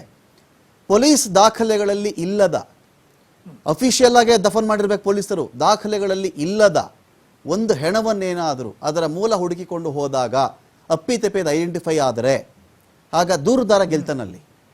ಪೊಲೀಸರು ಮಾಡಿದ್ದಲ್ಲ ಸರ್, ನನಗೆ ಯಾರೋ ಹೇಳ್ಕೊಟ್ರು, ಸಾಯಿಸ್ಬಿಟ್ಟು ತಂದು ಕೊಟ್ಟಿದ್ರು ನನ್ನ ಕೈ ಡೆಡ್ ಬಾಡಿ, ನಾನು ಹೇಳಿ ಹೋತಿದ್ದೆ, ಅದೇ ಇದು. ಪೊಲೀಸ್ ದಾಖಲೆಯಲ್ಲೂ ಇರಬಾರ್ದು, ನಿಮ್ಮ ದಾಖಲೆಗಳಲ್ಲೂ ಇರಬಾರ್ದು, ಗ್ರಾಮ ಪಂಚಾಯತಿ ದಾಖಲೆಯಲ್ಲೂ ಇರಬಾರ್ದು. ಆಗ ದೂರುದಾರ ಹೇಳಿದ್ದು ಸತ್ಯ ಆಗಲ್ವಾ? ಅವಾಗ ಒಂದು ವೇಳೆ ಇಫ್ ಸೋ, ಖಂಡಿತವಾಗಿ ಆ ಸತ್ಯದ ಅನ್ವೇಷಣೆಯೇ ಈ ಭಾಗ. SITಯ ತನಿಖೆ ಆಗ್ತಾ ಇರುವಂತದ್ದು ದೂರುದಾರನ ಒಂದು ಅಂಶದ 99ರಲ್ಲಿ ಒಂದು ಅಂಶದ ಸಂದೇಹಕ್ಕೂ ಕೂಡ ದಿನವೊಂದಕ್ಕೆ ಸುಮಾರು 13 ಲಕ್ಷ ರೂಪಾಯಿ ಇವತ್ತು ಅವನ ಒಂದು ಸಂದೇಹಕ್ಕೆ ಖರ್ಚಾಗ್ತಾ ಇದೆ. ಹಾಗಾಗಿ ಆ ಸಂದೇಹದ ಹಿಂದೆ SIT ಸಂಸ್ಥೆ ತನಿಖೆ ಮಾಡ್ತಾ ಇದೆ. ಸತ್ಯ ಅನಾವರಣ ಆಗಬೇಕು ಅಂತ ಹೇಳುವಂಥದ್ದು ಸಂಸ್ಥೆದು ಕೂಡ ಅಥವಾ ತನಿಖಾ ತಂಡದ್ದು ಕೂಡ ಉದ್ದೇಶ. ಇಲ್ಲೇನಾಗುತ್ತೆ ಸರ್, ಸತ್ಯ ಆಚೆ ಬರಲಿ ಸರಿ, but at the same time ಕೆಲವು ಅನುಮಾನಗಳನ್ನ, ಕೆಲವು ಆರೋಪಗಳನ್ನ ಹರಿಬಿಡ್ಲಾಗ. ಏನಂತ ಹೇಳಿದ್ರೆ ಇವರೇ ಹೂತ್ಬಿಟ್ಟು ಇವರೇ ತೆಗಿತಾ ಇದ್ದಾರೆ, ಇದೇ ಜಾಗದಲ್ಲಲ್ವ ಅನಾಥ ಹೆಣ ಹಾಕ್ತಾ ಇದ್ದಿದ್ದು, ಯಾವುದೋ ಒಂದು ಮೂಳೆ ಸಿಗುತ್ತಪ್ಪ ದೊಡ್ಡ ವಿಷಯನ. ಕೆಲವರಂದ್ರು ಪ್ರಾಣಿಗಳ ಮೂಳೆನೂ ಸಿಕ್ಕಿವೆ. ಇನ್ನೂವರೆಗೂ ಒಂದು ವಾದ ಹೋಗ್ತಾ ಇದೆ ಸರ್ ಈ ವಿಚಾರದಲ್ಲಿ. SITಯ ತನಿಖೆ ಬಗ್ಗೆ ಧರ್ಮಸ್ಥಳ ಗ್ರಾಮ ಪಂಚಾಯತಿಯವ್ರಿಗೆ ಯಾವುದೇ ತಕರಾರು ಇಲ್ಲ. ಅವರು 2ನೇ ಭಾಗವನ್ನು ಇನ್ನೆಲ್ಲೋ ಒಂದು ಕಡೆ ಅವನು ತೋರಿಸ್ತಾ ಆಗಲ್ಲ, ಅವರು ಅಲ್ಲಿ ಅಗದರೂ ಕೂಡ ನಿಮ್ಮ ತಕರಾರೇನು ಇಲ್ಲ ಅಲ್ವಾ? ಈಗ ಖಂಡಿತ ಇಲ್ಲ ಸರ್. ಯಾಕಂತ ಹೇಳಿದ್ರೆ ಅವನಿಗೆ ಸಂಪೂರ್ಣವಾದಂತ ಸ್ವಾತಂತ್ರ್ಯವನ್ನು ತನಿಖಾ ತಂಡ ಕೊಟ್ಟಿದ್ದಾರೆ. ಅವನು ಎಲ್ಲಿ ತೋರಿಸ್ತಾನೋ ಅದರನ್ನು ಮಾರ್ಕ್ ಮಾಡಿಬಿಟ್ಟು ಅವನ ಭಾವನೆಗಳಿಗೆ ಸ್ಪಂದನೆಯನ್ನು ಕೊಡುವಂಥದ್ದು ಕೂಡ ತನಿಖಾ ಸಂಸ್ಥೆ ಮಾಡ್ತಾ ಇದೆ. ಅವನನ್ನು ಬಹಳ ಗೌರವಿತವಾಗಿ ತನಿಖಾ ತಂಡ ನೋಡ್ತಾ ಇದ್ದಾರೆ. ಅದು ಸ್ವಾಗತಾರ್ಹ. ಯಾಕಂದ್ರೆ ಅವನ ಸಂದೇಹಕ್ಕೂ ಕೂಡ ಒಂದು ಉತ್ತರ ಸಿಗಬೇಕು. ಕರೆಕ್ಟ್. ನಾನೀಗ ಚಲಪತಿ ಸರ್ ಒಂದು ಪ್ರಶ್ನೆ ಕೇಳ್ತೀನಿ. ಅನಾಥ ಶವ ಅಂದ್ರೆ ಸತ್ತೋಗಿರೋ ಸರ್, ಡೆಡ್ ಬಾಡಿ. ಇಲ್ಲಿ ಪಾಯಿಂಟ್ ಏನು ಅಂತ ಹೇಳಿದ್ರೆ, ಇದು ರೇಪ್ಗೆ ಒಳಗಾಗಿದೆಯಾ, ಇದು ಕೊಲೆಗೆ ಒಳಗಾಗಿರೋದಾ, ಕತ್ತು ಹಿಸುಕಲ್ಪಟ್ಟಿದೆಯಾ, ಸ್ಟ್ಯಾಬ್ ಮಾಡಿದ್ದಾರಾ, ಯಾರಾದರೂ ಚುಚ್ಚಿಬಿಟ್ಟಿದ್ದಾರಾ ಚಾಕುನಲ್ಲಿ, ಏನಾದರೂ ಬೆಂಕಿ ಹಾಕಿ ಸುಟ್ಟುಬಿಟ್ಟು ಆನಂತರ ಉಳಿದ ಅವಶೇಷಗಳನ್ನು ನೀರಿಗೆ ಎಸ್ದುಬಿಟ್ರಾ, ಇಂಥ ವಿಚಾರದಲ್ಲಿ ಅನಾಥ ಶವ ನೀವು ಆ ಒಂದು ವಿಚಾರದಲ್ಲಿ ಇದು ರೇಪ್ ಆಗಿದೆಯಾ, ಕೊಲೆ ಆಗಿದೆಯಾ, ಸುಸೈಡ್ ಮಾಡ್ಕೊಂಡಿದ್ದಾನಾ, ಕಾಲ್ಜಾರಿ ಬಿದ್ದುಬಿಟ್ಟಿದ್ದಾನಾ, ಈ ಕಡೆಗೆ ಪೊಲೀಸರ ತನಿಖೆ ಮೊದಲಾಗುತ್ತಾ, ಇವನು ಯಾರು ಆ ವ್ಯಕ್ತಿ ಪತ್ತೆ ಹಚ್ಚೋದು ನಿಮಗೆ ಫಸ್ಟ್ ಆಗುತ್ತಾ ಅಂತ? ಚಲಪತಿ ಸರ್ ನೋಡಿ, ಇದು ಮೂಲ ಪ್ರಶ್ನೆಗೆ ನೀವು ಕೇಳ್ತಾ ಇದ್ದೀರಾ. ಮೂಲ ಪ್ರಶ್ನೆ ಏನು ಅಂದ್ರೆ, ಯಾವುದೇ ಈ ಪೊಲೀಸ್ ಸ್ಟೇಷನ್ಗೆ ರಿಪೋರ್ಟ್ ಆದ್ಮೇಲೆ ಅದೊಂದು UDR ಅಂತ ಮಾಡೇ ಮಾಡ್ತೀವಿ. ಯಾವುದು ಗಾಯಗಳಿಲ್ಲ ಅಂದ್ರೆ, ಅಥವಾ ನೀವ್ ಹೇಳ್ದಂಗೆ ರೇಪ್ ಆಗಿ ಮರ್ಡರ್ ಆಗಿದ್ರೆ ಮಾತ್ರ ಇನ್ವೇರಿಯಬಲಿ 302 ಕೇಸ್ ರಿಜಿಸ್ಟರ್ ಮಾಡೇ ಮಾಡ್ತೀವಿ. ಅಂಡರ್ ಸೆಕ್ಷನ್ 302, 376 IPC ಒಳಗೆ ನಾವು ಕೇಸ್ ರಿಜಿಸ್ಟರ್ ಮಾಡೇ ಮಾಡಿರ್ತೀವಿ. ಯಾವುದೇ ಚಾನ್ಸ್ ಇಲ್ಲ ರಿಜಿಸ್ಟರ್ ಮಾಡದೆ ಇರ್ಲಿಕ್ಕೆ ಸಾಧ್ಯನೇ ಇಲ್ಲ. ಸೊ ಹಾಗಾಗಿ ಈಗ ಆ ಒಂದು ರೇಪ್ ಕೇಸ್ ಆದ್ಮೇಲೆ ನಾವು ಫಾಲೋ ಮಾಡ್ಬೇಕಾದ್ರೆ ಎಲ್ಲಾ ಫಾರ್ಮಾಲಿಟೀಸು ಮಾಡಿರ್ತೀವಿ. ಅದರಲ್ಲಿ ಕಡೆ ಪಕ್ಷ ಒಂದು 250ರಿಂದ 300 ಪೇಜಿನ ಒಂದು ಫೈಲ್ ಇರುತ್ತೆ, ಇನ್ಕ್ಲೂಡಿಂಗ್ ಫೋಟೋಸ್. ಪ್ರತಿಯೊಂದು ಇಂಜುರಿದು ಒಂದೊಂದು ಫೋಟೋ ಇರುತ್ತೆ. 1 ಫೋಟೋ, 2 ಫೋಟೋ, 4 ಫೋಟೋಗಳು. ಒಂದು ಕಡೆ ಪಕ್ಷ ಒಂದು 12ರಿಂದ 15 ಫೋಟೋ. ಒಂದು ಆರ್ಡಿನರಿ ಒಂದು ಏನು ದಿಕ್ಕಿಲ್ದಿರೋ ಅಂತ ಶವ ಆದ್ರೂ ಒಂದು 15 ಫೋಟೋ ತೆಗೆದಿರ್ತೀವಿ. ಪ್ರತಿಯೊಂದು ಗಾಯ, ಆ ಗಾಯದ ಮಾರ್ಕ್ಗಳು ಹೇಗಾಯ್ತು ಏನು ಅಂತ ಡಾಕ್ಟರ್ ಸಮೇತ ಸರ್ಟಿಫಿಕೇಟ್ ಕೊಡ್ತಾರೆ, ಯಾವ ಆಯುಧದಿಂದ ಆಗಿರ್ಬೋದು ಅಂತಾನು ಕೊಟ್ಟಿರ್ತಾರೆ. ಸೊ ಹೀಗಾಗಿ ಆ ಒಂದು ಡಾಕ್ಟರ್ ಸರ್ಟಿಫಿಕೇಟ್ ಅಲ್ಲಿ ನಮಗೆ ತುಂಬಾ ಕ್ಲಿಯರ್ ಆಗಿ ಗೊತ್ತಾಗ್ತದೆ. ಈ ಡಾಕ್ಟರ್ ಸರ್ಟಿಫಿಕೇಟ್ ಆಗಿಲ್ಲ, ಪೋಸ್ಟ್ ಮಾರ್ಟಮ್ ಆಗಿಲ್ಲ ಅಂದ್ರೆ ಇದನ್ನ ನಾವು ಯಾರನ್ನ ಸಸ್ಪೆಕ್ಟ್ ಮಾಡ್ಬೇಕು? ಹೆಣ ತಗೊಂಡಾಗ ಉಣಿರೋನ್ ಮಾಡ್ಬೇಕು. ಹೆಣ ತಗೊಂಡೋಗಿರೋ ಉಣಿರೋ ವ್ಯಕ್ತಿನೇ ಇದರಲ್ಲಿ A1 ಆಗ್ತಾನೆ.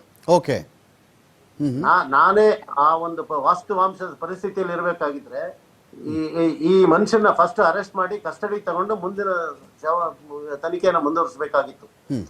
ಇದು ನಮ್ಮ SIT ಅವರು ಯಾವ ನಿರ್ಧಾರ ತಗೊಂಡಿದ್ದಾರೋ ಏನೋ ನನಗೆ ಇನ್ನೂ ಅದ್ರ ಬಗ್ಗೆ ಪೂರ್ಣ ಮಾಹಿತಿ ಇಲ್ಲ. ನಾನೇ ಏನಾದ್ರೂ ಐವೋ ಆಗಿದ್ರೆ ಫಸ್ಟ್ ಅವನ್ನ ಅರೆಸ್ಟ್ ಮಾಡಿ ಆಮೇಲೆ ಮುಂದಿನ ಪ್ರೊಸೀಜರ್ ನಾನು ಮಾಡ್ತಿದ್ದೆ. ಅವನು ಇದು ಇರೋದು ಸರ್, ನನಗೆ ಇಂಥವ್ರು ಹೇಳ್ತಾ ಇದ್ರು ಅವರೇ ತಂದು ಕೊಡ್ತಾ ಇದ್ರು, ನಾನು ಹೂಳ್ತಾ ಇದ್ದೆ ಅಂದಾಗ ಅವನು ಶಿಕ್ಷೆಗೆ ರೆಡಿಯಾಗೇ ಬಂದು ಹೇಳಿ ಕಮ್ ವಾಟ್ ಮೇ.